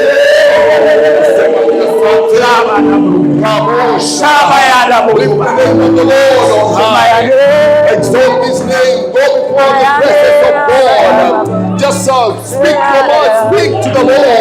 Let the Spirit of the Lord manifest in this place.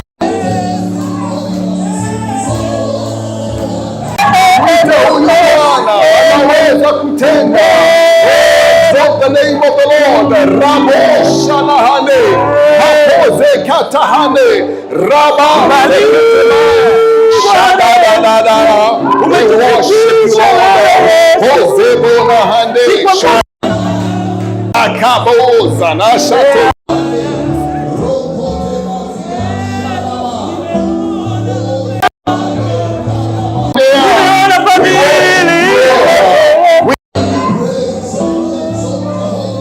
Who is like you, King of all glory? You are the beginning and the end. You are the first and the last. You are the reason we are in this room. You are the reason we are here, King of all glory. Be thou glorified, mighty God. Oh, visit us in this place. Oh, minister to our hearts. Oh, minister to each and every one of us. Shadabakarabahanda, Papozekeva, Shadabarabahandena. Speak to us, Reposa Nashatere, Rabozekete. Every one of us, oh God, speak, manifest yourself, oh God, in this place. Visit us, Lord. Oh, in our secret place, Lord, visit us. Speak to us, King of all glory, in the name of Jesus. We worship you. We give you praise. We give you honor. Who is like you, God? Oh, we give you praise. You are worthy to be exalted. You are worthy to be praised. You are Alpha and Omega. You are the beginning and the end. You are Jehovah El Gibor. You are El Shaddai. Oh, you are Makadesh. Oh, you are the King of Kings. Oh, you are the Lord of Lords. Oh, El Gibor, visit you. Shanaze Kuteba Makoroboha Shadabana Razekete Lahane. People, oh God, we are here to listen to you, oh God. We are here to hear what you have for us, God. As you break the bread of life, Spirit of the living God, visit your people. Oh, in their hearts, my God, where there are wounds, may you bandage them. Where they are downcast, God, may you lift them up. Where they are feeling lonely, may you encourage them. Oh, be their strength tonight, oh God, in this mood of celebration, my God. We cannot exalt any other name but the name of the Lord alone. In the name of Jesus. Thank you for saving our souls, oh God. Thank you that our names are written in the book of life. Thank you that we can celebrate Jesus. We worship you. We give you praise. In Jesus' mighty name we pray. Amen. Amen. Celebrate the Lord. Celebrate Jesus. Oh, we worship the Lord. Thank you, Jesus. The Spirit of the Lord is in this place. There will be manifestation of the Spirit of God in this place. This means a new beginning for most of you from here.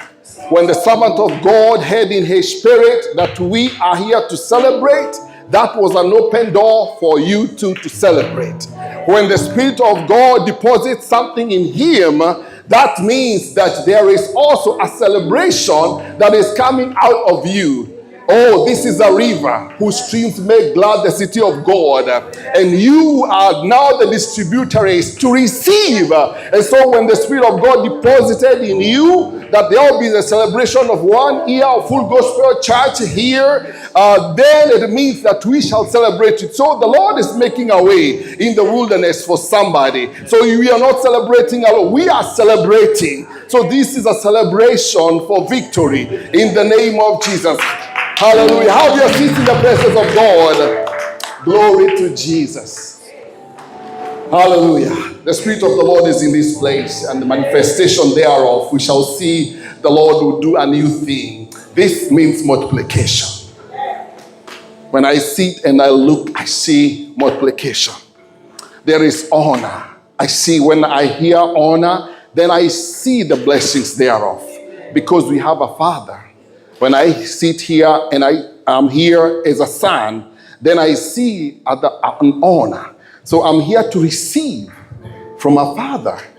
As my Father is celebrating, that means the Son has something to get out of that. Praise the Lord. I am praising the Lord. Thank you. Thank you for allowing us, Reverend George, to celebrate with you. I will be speaking about a path to purpose. Every life is a journey. And the journey just does not start. The Lord holds you and takes you to that path. And this is the path that we are celebrating today. That this is not just a journey that began just by beginning. Me as Apostle Martin, I'm not just the way you see me. I honor Pastor Margaret, because this dear wife of mine, there is what we have worked together. I will always honor her, because it's a journey that we have walked together. Looking at our children now, some of them graduating, others about to graduate. Now a little one come. We see the glory of God. And so I will always celebrate you, my wife, because it is the grace of God. And so here we are here to celebrate a path of victory. A path of victory. And there is a voice that was speaking in me. And when I came and I saw this congregation, I remembered the words that we are using. We had these words in our ear as the core words, that every day they met. They met together in the temple courts. These are the apostles. They met together. They broke bread together. Single-heartedly, or in a single heart, praising God and enjoying the favor of all people. And the Lord added them, or their numbers, daily. This is what is happening here in Full Gospel Church. That you guys meet together, break bread together in fellowship with one heart, single-heartedly, from one house to another. When I hear from this family, that family, I see the unity of Christ. I see the body of Christ being put together with a lot of love. And so you are not alone. You have the full support, and the grace of God is upon you. And then look at you breaking bread with the brethren together, and the joy of the Lord being put all on you. This is grace. Praise the Lord. And so we shall continue to be added in number. The Lord will add us in number. That is what the Bible is saying in Acts chapter 2 and verse 46. That praising God and enjoying the favor of all people. That is what is happening right here. Praising God and enjoying the favor of all people. And the Lord added their numbers daily to those who are being saved. Watu wataokoka mahali hapa. Wataongezeka maradufu. Wataendelea kumiminika mahali hapa. Mizigo itaondolewa kwao katika jina la Yesu. Tokuonaga ihakodogoko. Dhini waritwa rea Jesu. Tutamuona Bwana akitenda mema katika jina la Yesu. We give God all the glory. I'm talking about the path to purpose. The path to purpose. There's always a journey. I need us to, I just need to give an illustration that every time we get to an aircraft, we put all our focus and we are welcomed, and depending on the graces, and I want to honor the graces, according to the air flight, they have the way they level. There are people, if you are a military, if you have a child, you go first, and if you, like that. And then we all settle. It doesn't matter where you are sitting, but after all, you are in the same plane. It doesn't matter where you are in first class. It doesn't matter whether you are at the tail, where all the shaking is experienced, you are in the same plane. It doesn't matter where you started, but you are still in this plane. It doesn't matter your status, but you are in this plane. Let me tell you, when you have Jesus, it doesn't matter where you started. It doesn't matter how you were. Now we are in this plane, and the plane is about to take off. I need all of us to buckle up. Buckle up, for we are about to shoot up, for the destiny is approaching. A place of our purpose in the name of Jesus. So buckle up with me, and we are setting off the path to purpose. We are here to celebrate a path to purpose. The Lord has worked you throughout every step of grace. One time you are just alone and your wife. Another day, Reverend Mchungaji Mwalimu joined you. Another time, our friend Reverend joined you. Another day, Reverend Mushangi visited. I say, we have to go see Reverend George. And we came to your house and we were served with a good meal. And we praised the Lord around that table. I remember we prayed. I had the Spirit of the Lord being manifest in that house. I knew that this is a man of God, and the power and the grace is around this man. And so every day is a journey and a path to purpose. Celebrate the Lord for a minute. Glory to Jesus. Let me tell you something. Have you buckled up? Have you all buckled up? Now we are going to take off. Now put all your focus and faith to the pilot. Now the pilot, his name is Jesus. His name is Jesus. And the ushers are right here, our reverends, and they are about to wake. They'll be the ones, they serve, right? They are servants. They are supposed to serve in the airplane. And that all. Now, when you get to lift up, you all keep quiet. Because the plane is lifted in a certain direction, and it is landing. Everybody keeps quiet. How do you, Gary, you know when that plane takes off and it is like this, everybody keeps quiet. They know they hold their breath until we until we hear the alarm, and then we are told, relax. Now you can get your iPads out. Now I tell you, now you can get your iPads out, get your Bibles, and we are about now to go to relax. Now relax. You can get your Bibles out. We go to the Word of God. Hallelujah. That's where we are. Praise the Lord. We are going on this path of purpose. The path of purpose. I want to tell you that Psalms 1, I say that blessed is one who will not do what? Who will not walk in the ways of the ungodly, who will not stand in the paths of the sinners or sit with the scornful, because he is like that tree planted by the waterside, and everything that he does, he prospers. If we are going to continue on this path to purpose, we will not stand in the way of sinners. We will not walk with the ungodly. We will not be found sitting with the scornful, for we are like that tree planted by the waterside, and all that we do, we shall prosper. This is a journey. It is a path. Today, as we celebrate with Mchungaji Reverend George, it is also our life. We look at where we are, where you are. It is dependent on how you are in your secret corner. Let me tell you, on Sundays we wear good faces. On Sunday we look great. But let me tell you, your life is equivalent to how you are in your private sitting. Praise the Lord. Your life is equivalent to how you are when you cannot see you, when we do not know where you are, when you are by yourself and the Lord. Your life is equivalent to the level of your prayer. Your prayer life is the determining where you are. Let me tell you, we are on that path of purpose. Now that you are relaxed, let me tell you about a journey. Ruth was one of them that walked a journey. And this day, when I think about a path of purpose, and when I think about Ruth, Ruth is one person that I thought about, and the Lord was speaking to me about it. And one of the principal things that I will tell you that we'll focus today is that if you have to celebrate, there is one thing that you're going to forget: the pain of the journey. You're going to forget the pain of the journey. I want you to forget the pain of the journey. Somebody say the pain of the journey. I want you to forget. And to forget means to forgive. I want you to forget the pain of the journey. I want you to forget who said what and how you got there. Oh, everybody has a journey. But the journey has path. In this path, there are so many obstacles, and some of them obstruct you, and you get hurt. You will have to forget the pain of the journey.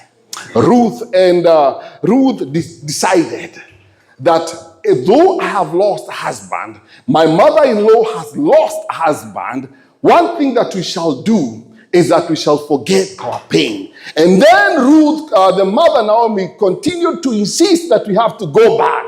But then Ruth is stubborn and consistent that we started together and we are going together. This path of pain, we shall forget the pain and we shall focus to our destiny. There is somewhere we are going.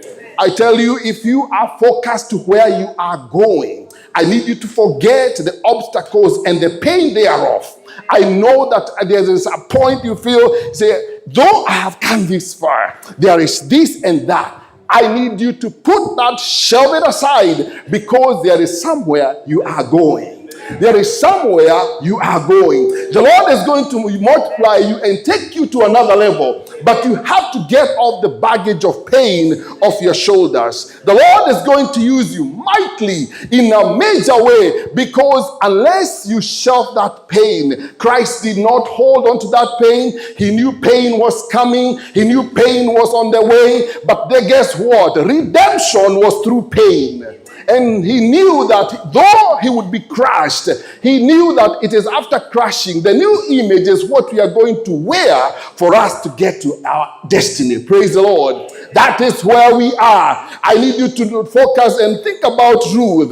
Ruth is confronting the mother, and he's saying, I don't know how we are. I don't know where we are. But one thing you are not going to tell me is to go back and stay here in Moab. I'm not going to stay here in Moab. He says, your God will be my God. Your people will be my people. And that was his focus. That is a decided woman. Oh, I thought about that, and I was figuring out the distance between Moab and Bethlehem. And I was looking at two women walking together and telling her that you lost a husband. I lost a husband. We are two lonely women. We have to pray together.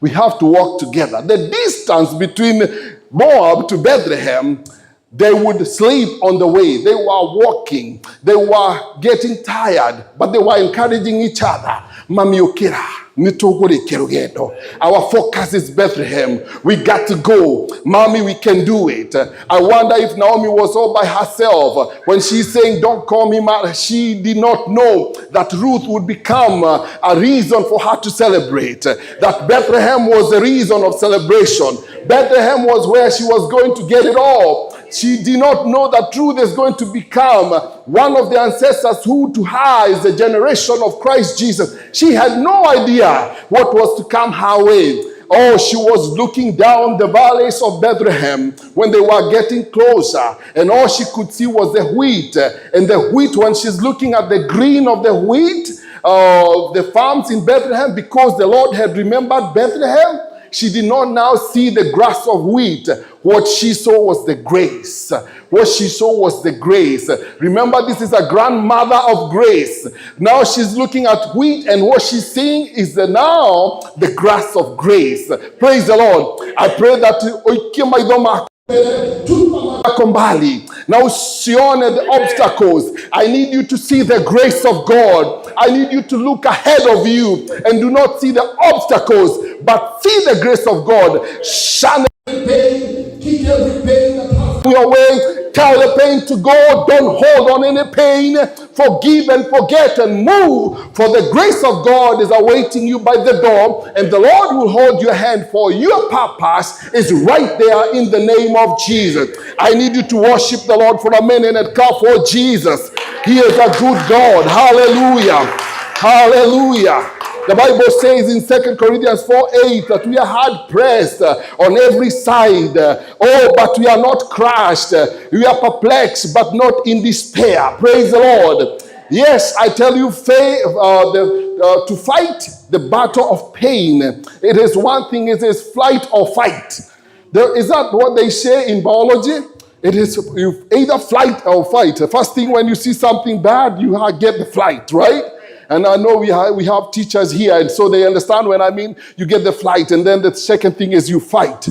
I need you to know that it is good, okay, to stand in the pathway and know that I'm looking at Bethlehem. But before I get there, what I see when you look at the obstacles, it is now you getting in the mode of flight, and then you have to know that it's time to fight.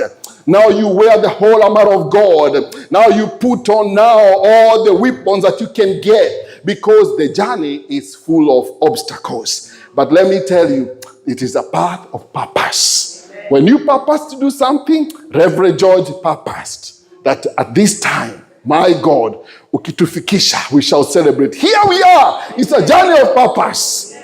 He did journey of purpose. You decided, and the Lord gave you the strength that we shall overcome. And here we are, more than overcomers in Christ Jesus. Oh, hallelujah. The journey of life is either fight or flight. It is fighting and not to faint. It is saying, let the poor say, I am rich. It is saying, let the weak say that I'm strong. It is saying, unless the Lord builds a city, the builders do it in vain. It is saying, unless the Lord guards a city, the watchman does it in pain. Hallelujah. I need you to know that we are in the path of purpose. Hallelujah. We are in that path of purpose. I want to tell you that the distance between that purpose is the distance between here and your purpose. The obstacle is pain. Now we are going to know how to overcome. Let me tell you how to overcome. We are now looking at the distance and how to overcome before you get to purpose. Now the speed towards purpose is prayer. Glory to Jesus. The speed towards the purpose is prayer. How you want to get there? The speed that you're going to get there, it is the speed that you're going to engage. I said we are still on an aircraft. We are still on the mode of autopilot. Yes, we are on autopilot. We are moving. Now to get there, I need you to know that the speed to purpose is prayer. The time towards purpose is sacrifice. Now I want to tell you the content of sacrifice. For you to understand, let me tell you, when the man of God needs this done, and that has to be done, it is sacrifice to avail yourself to do one thing or another. It is sacrifice to give your seed and to give your tithe. For it is sacrifice because this journey of purpose, he is not alone. He has been given a family to walk with. It is like today in celebration. I feel like it is time to give a celebrating seed to the Lord. Let the man of God understand that he has come this way with the backup of the heavens in the name of Jesus. Hallelujah. It is good to celebrate. I want to tell you that sacrifice is something God honors so much.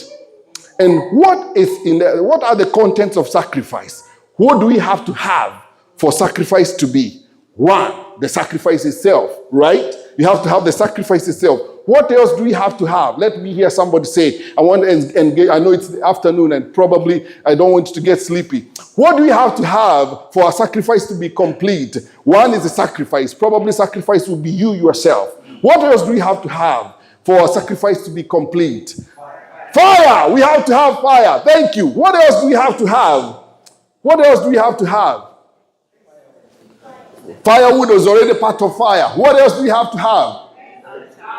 Huh? The priest. That speaks like a lecturer right there. That is a man, a theologian right there. What else do we have to have? Now we have fire, we have the priest. What else do we have to have? Altar. Did you say altar? Oh, glory to Jesus. We have to have the altar. We have to have the altar. I'm looking at everything that we are having here. A sacrifice will be completed right in a minute. Tell me, what else do we need? The lamb to sacrifice. That is the sacrifice itself. Thank you. What else do we need?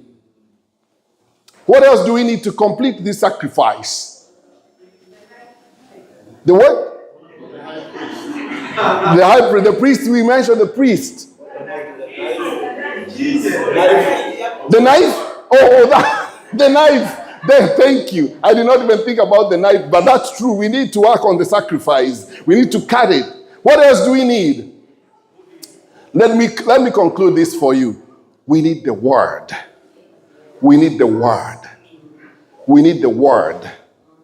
Today, if we are doing a sacrifice, we step out and we let the priest work on the altar. Let me go back to my position, because when I'm speaking, I need to go back here and demonstrate right well that we have to have a sacrifice. We have to have the priest. We have to have the altar. We have to have the word, and we have to have the fire. Praise the Lord.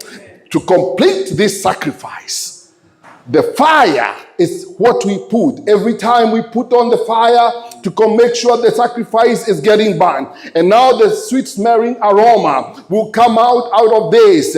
And then the Lord will receive the sacrifice and will come down. Hallelujah. He will bring down his fire. Praise the Lord. The fire will fall. The fire of heaven will fall and lick the sacrifice. Praise the Lord. So the path of purpose, there is a sacrifice. And I see Full Gospel Church of Lakewood, the path of purpose, the sacrifice is complete. We have the priest. We have the altar. We have the sacrifice itself. We have the fire. Now the Lord today is bringing the fire that he may lick the sacrifice. Praise the Lord. Oh, there is a new thing that is happening in this place. God is doing a new thing. Redemption was born through a sacrifice. It was a sacrifice where Christ himself ignored the pain and looked at redeeming humankind. Redemption was born because Christ himself gave himself as a living sacrifice. He gave himself as the only Son of God. He gave himself. So today I want us to look at where we are crashing, because every time we have to get through on the path of the journey, and as we sacrifice, we get to a point that we get crushed. And when we get crushed, we feel like we have come to an end of ourselves. But let me tell you, it is now the beginning of being molded again. Reverend Margaret, I know the far we have come. You know, it is the beginning, Joshua, that the Lord works on us, and now he takes the pieces and puts us together and rebuilds us up and makes us go, you know, and he makes sure that even the scars, he bandages the wounds and tells us you can go. And now he teaches us on the way, and he tells us he who dwells. Now we now know, because we have now been put together. And now David says, he who dwells under the secret shadow of the Almighty. Hallelujah. It is dwelling under the secret shadow of the Almighty. Now you are on your way. Remember, now we still have released our buckles because we are on the way. He who dwells in the secret shadow of the Most High shall abide under the Almighty. And you say, he is my refuge and my fortress, my God, in whom I trust. Praise the Lord. It is a journey of purpose. When you know the secret is hiding under the shadow of the Almighty. And when you know that he'll be your security, he'll be your fortress. Now you are on a journey to destiny, and that is to the purpose. Praise the Lord. Are you together with me? Are you walking this journey with me? The Bible says in Romans chapter 12, therefore I urge you, brothers and sisters, in the view of God's mercy, to offer your bodies as living sacrifices, holy and pleasing to God. This is your true and proper worship, not conforming to the patterns of this world, but being transformed by renewing of your mind. Isn't that the biggest step that we do? Walking in righteousness and holiness is giving ourselves and our bodies as living sacrifices and not conforming to this world, not conforming to this, but being transformed by renewing of our mind. Praise the Lord. Holiness is all about our minds. Holiness is all about here. Holiness is about here. It is about consecration and separation. Praise the Lord. The path to purpose is about separation and consecration. The path to purpose is about you understanding where you are and knowing your relationship with God. And when you know, the Lord pushes you through in the name of Jesus. Hallelujah. I'm excited seeing what the Lord is doing even in this place, knowing that He is with us. Every sacrifice meant that an animal should die and the meat be burnt on the altar as sacrifice, and the fire would fall. Hallelujah. And God, this was a sign of acceptance. This was, when I see the numbers, how we are and how we are looking, and we are here celebrating, I see this is the falling of the fire. This is God falling His fire and allowing us to enjoy what He's doing. God looks at us, and one of the things that He sees, He looks at us, the sacrifice. When God sees a sacrificing heart, when God sees a sacrifice, He loves sacrifices. Remember, this was the beginning of the journey, or when we see Aaron, when we knew, okay, we are not going to go back to the whole Leviticus, but we are going, I'm just paraphrasing and looking at the way the Lord honored sacrifices. So I urge you, Full Gospel Church of Lakewood and other brethren, that let us give ourselves as a living sacrifice. And when we do that, the Lord will always come. Oh, when He sees the smell, He will always come. He comes to the broken heart and builds us afresh. When you see servants on fire, like when you see Apostle Martin here, when you see servants of fire, when you see these reverends and ministers and pastor man of God, when you see them, they are on fire. It is not just that they woke up that way. This is sacrifices. Yes. There is something about them sacrificing. Their secret life is about sacrifice. They cannot just be on fire. It doesn't work that way.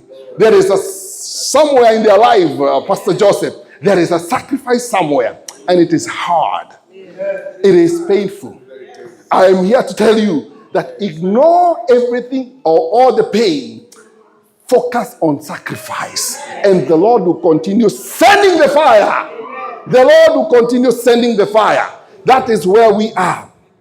The Bible says, Romans chapter 11, verse 19, and I know that I don't know how long I have. Branches were, verse 11, chapter 11 from verse 19, the Bible says, you will say then, branches were broken off so that I could be grafted in. Branches were broken off so that I could be grafted in.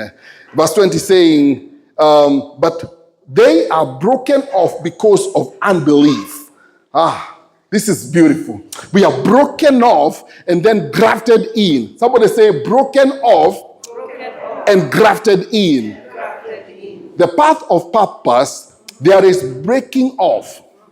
And if you know what it means to graft in, is that something else is introduced and then wrapped around to the main step that is called grafting. And then the result therefore, the fruits therefore, the green thereof, the beauty thereof, the splendor thereof, it shall be because of what was introduced in the stem. You know that there's breaking. I'm saying that before we get to be grafted in, there is a pain of breaking. I need us to ignore this pain of breaking and allow us to be grafted together as we walk the journey of purpose. We have to ignore this being broken according to Romans 11:19, but allow us to be grafted because there is grace of grafting, there is the strength of grafting, and then there will be wrapping around with the Holy Ghost, and then the journey journey becomes swift and clear, and the pathway becomes clear to destiny, because the Lord is taking you somewhere. The Lord is taking you somewhere. The Lord is taking you somewhere. The Lord is taking you somewhere. Oh, glory to Jesus. I am understanding that pain brings in, a lot of anxiety and fear. Pain brings in a sense of depression and sometimes some sense of unworthiness. And physically, pain brings in some, depression or a form of blood pressure, fatigue, the way they say in biology or in human anatomy, that there's always some sleep and some tension and, some laziness because of pain, and there's one thing that I know, that the system has a way of making you forget the pain by introducing very high medication. We are living in a world that will always speak to the pain in terms of medication in the human anatomy and give you pain so that you may forget. And probably the wound is still there and hurting, but you ignore. But this is now the spiritual, this is a spiritual wound that I'm addressing here. Probably an obstacle that came your way, and probably in your journey of faith, we have been hurt in different ways. You have been hurt in one way or another. But I want you to get to celebration like we are here. You have to forget the pain. I don't know how much I'll have to stress this. I don't know how much I'll have to tell you, but the Spirit of the living God says, today is the day of your healing. Today is the day of your healing. Today, may the Lord heal you. May the Lord heal you. Not only will He heal you physically, but as we celebrate today, the Lord will heal you because the Lord wants you to celebrate. You cannot celebrate in pain. You cannot celebrate in anguish. You cannot celebrate in depression.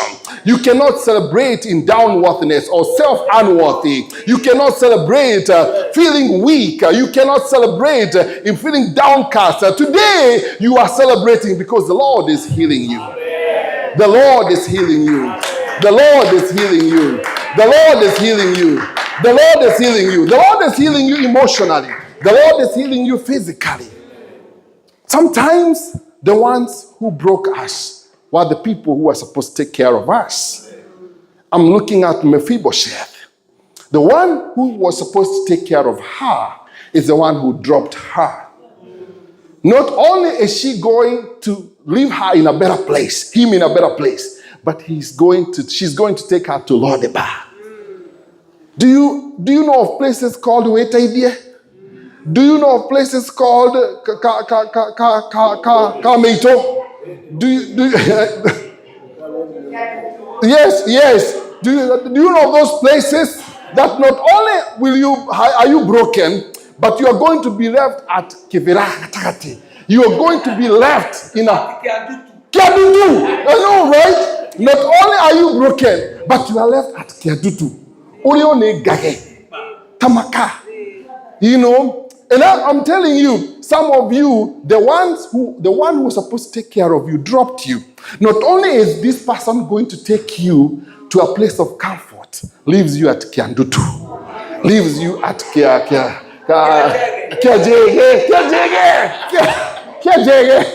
I come from Kiajege. You know Kiajege. You come from East, I come from West. So, not only are you going to be left at Kiajege, oh my God. I don't know what your village is called. Right? You'll be left in those places. A place where there's no mercy. A place of desert. I don't know whether there's a Karetwa somewhere. But there. Imagine.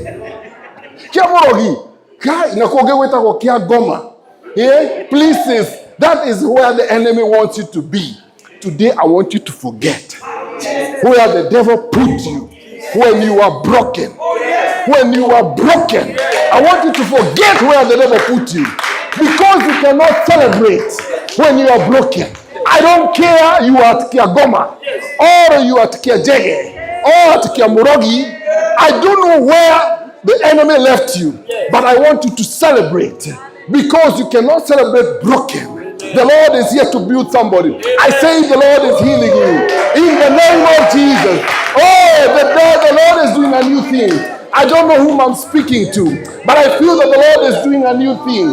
I know that pain makes you feel small, or you lose and you are touched and you forget probably how far. I don't know how to tell you much, but I just want to tell you there is healing power that is in this place today. There is healing power. The Lord is visiting somebody in this place. You'll be healed physically. You'll be healed emotionally. You'll be healed spiritually. You'll exalt the name of the Lord. The Lord will take you a place. Oh, the Lord will take you to a path of purpose. In the name of Jesus. Oh, the Lord is taking you somewhere. In the name of the Lord. In the name of Jesus. Let me tell you, when the Lord heals you, what are you going to do? You shall admit that you need help. And when you admit you need help, now salvation activates right up. Because you are broken when you are born again. When you are broken, when you are born again, you lost hope and you lost faith. But when you admit you need help, you came to Reverend George. Now we are here. Glory to Jesus. You came to Reverend Margaret. Oh, you came to Pastor Washira. Oh, you came to Gary. Oh, you went to Reverend George Okello. And you say, "The man of God, I know that I'm going." And sometimes when you told them, you did not feel like they really got it. They did not probably get it. But now, today, I want to tell you that there's healing power in this place. And you shall celebrate the Lord. You shall celebrate God because He's doing a new thing. Let me tell you what you will do. Now you shall worship the Lord. You shall go up the mountain and worship the Lord. You shall say, "No agirire mwadani." You shall say, "Tiganewe deva." Oh, tiganewe digiraina. You shall say, "Gayoe mwega." Wagirire kogosho. No wagirire ni kwa barario. Unastahili sifa na utukufu. Wewe ni Mungu mwenye enzi. Wewe ni mtakatifu wa watakatifu. You shall pour yourself into worship. You shall tell the Lord is good. You shall tell Him that He reigns forever. Worship the Lord with me. Rise up as we finish. In the name of Jesus. As I call Reverend Okello, I call Pastor Okello. We finish this in the name of Jesus. We will go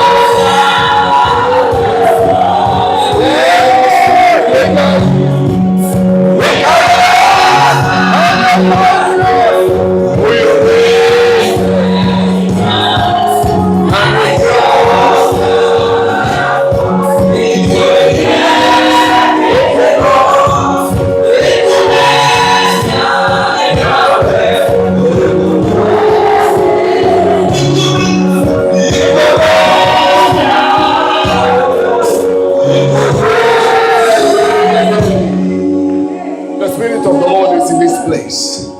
I don't know what the needs that you have today, but there's a visitation that is so mighty in this place.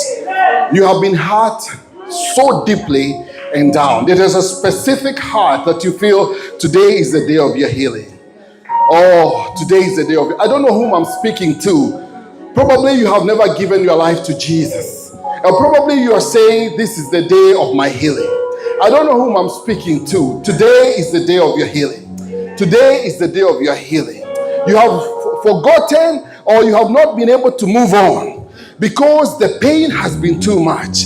The devil has been using the pain that you may not see God. You have been placed in a gate, and this gate is called Decapolis. But then the enemy has only thrown you to the tombs that you may not see Decapolis. You have been in the tombs and you're hurt and tied, but you cannot see Decapolis in the city. Though it is full of demons, the responsibility to deliver the city is in your hands.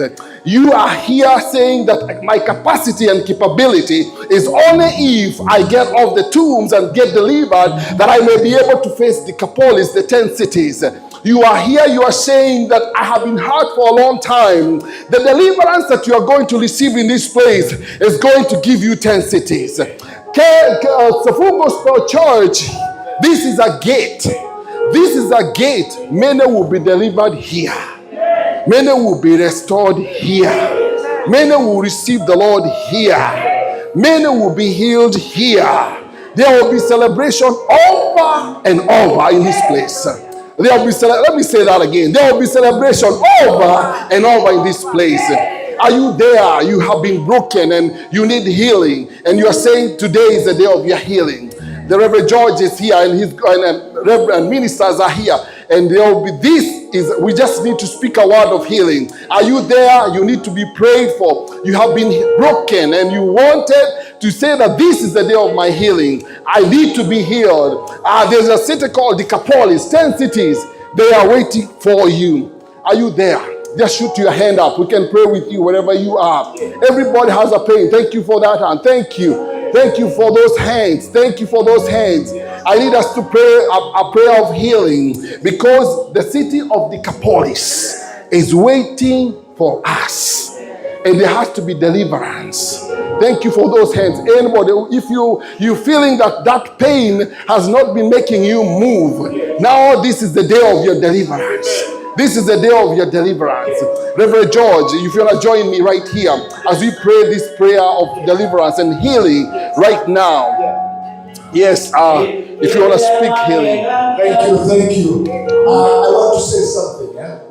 When we were praying with my wife at our house because of this meeting, God spoke to me and He said that it will not be the same again. It will not be the same again. Wow. Therefore, the word that the servant of God is talking, it will not be the same again. That pain that I've been with it, now it is gone in the name of Jesus, because He told us, and I told my wife, God has said it will not be the same again. Praise the name of the Lord. Believe it, and God is going to do something to you tonight in the name of Jesus. That, can I pray? Father God, we praise you. We thank you, Lord, for talking to us tonight. We thank you, mighty God, because of your son. You have used him in a great way, dear Lord, that we need to continue to go on, but we may live every day in the mighty name of Jesus so that we can be healed. Father God, because we know how to help your people. Touch them wherever they are having that pain in the mighty name of Jesus. Tonight,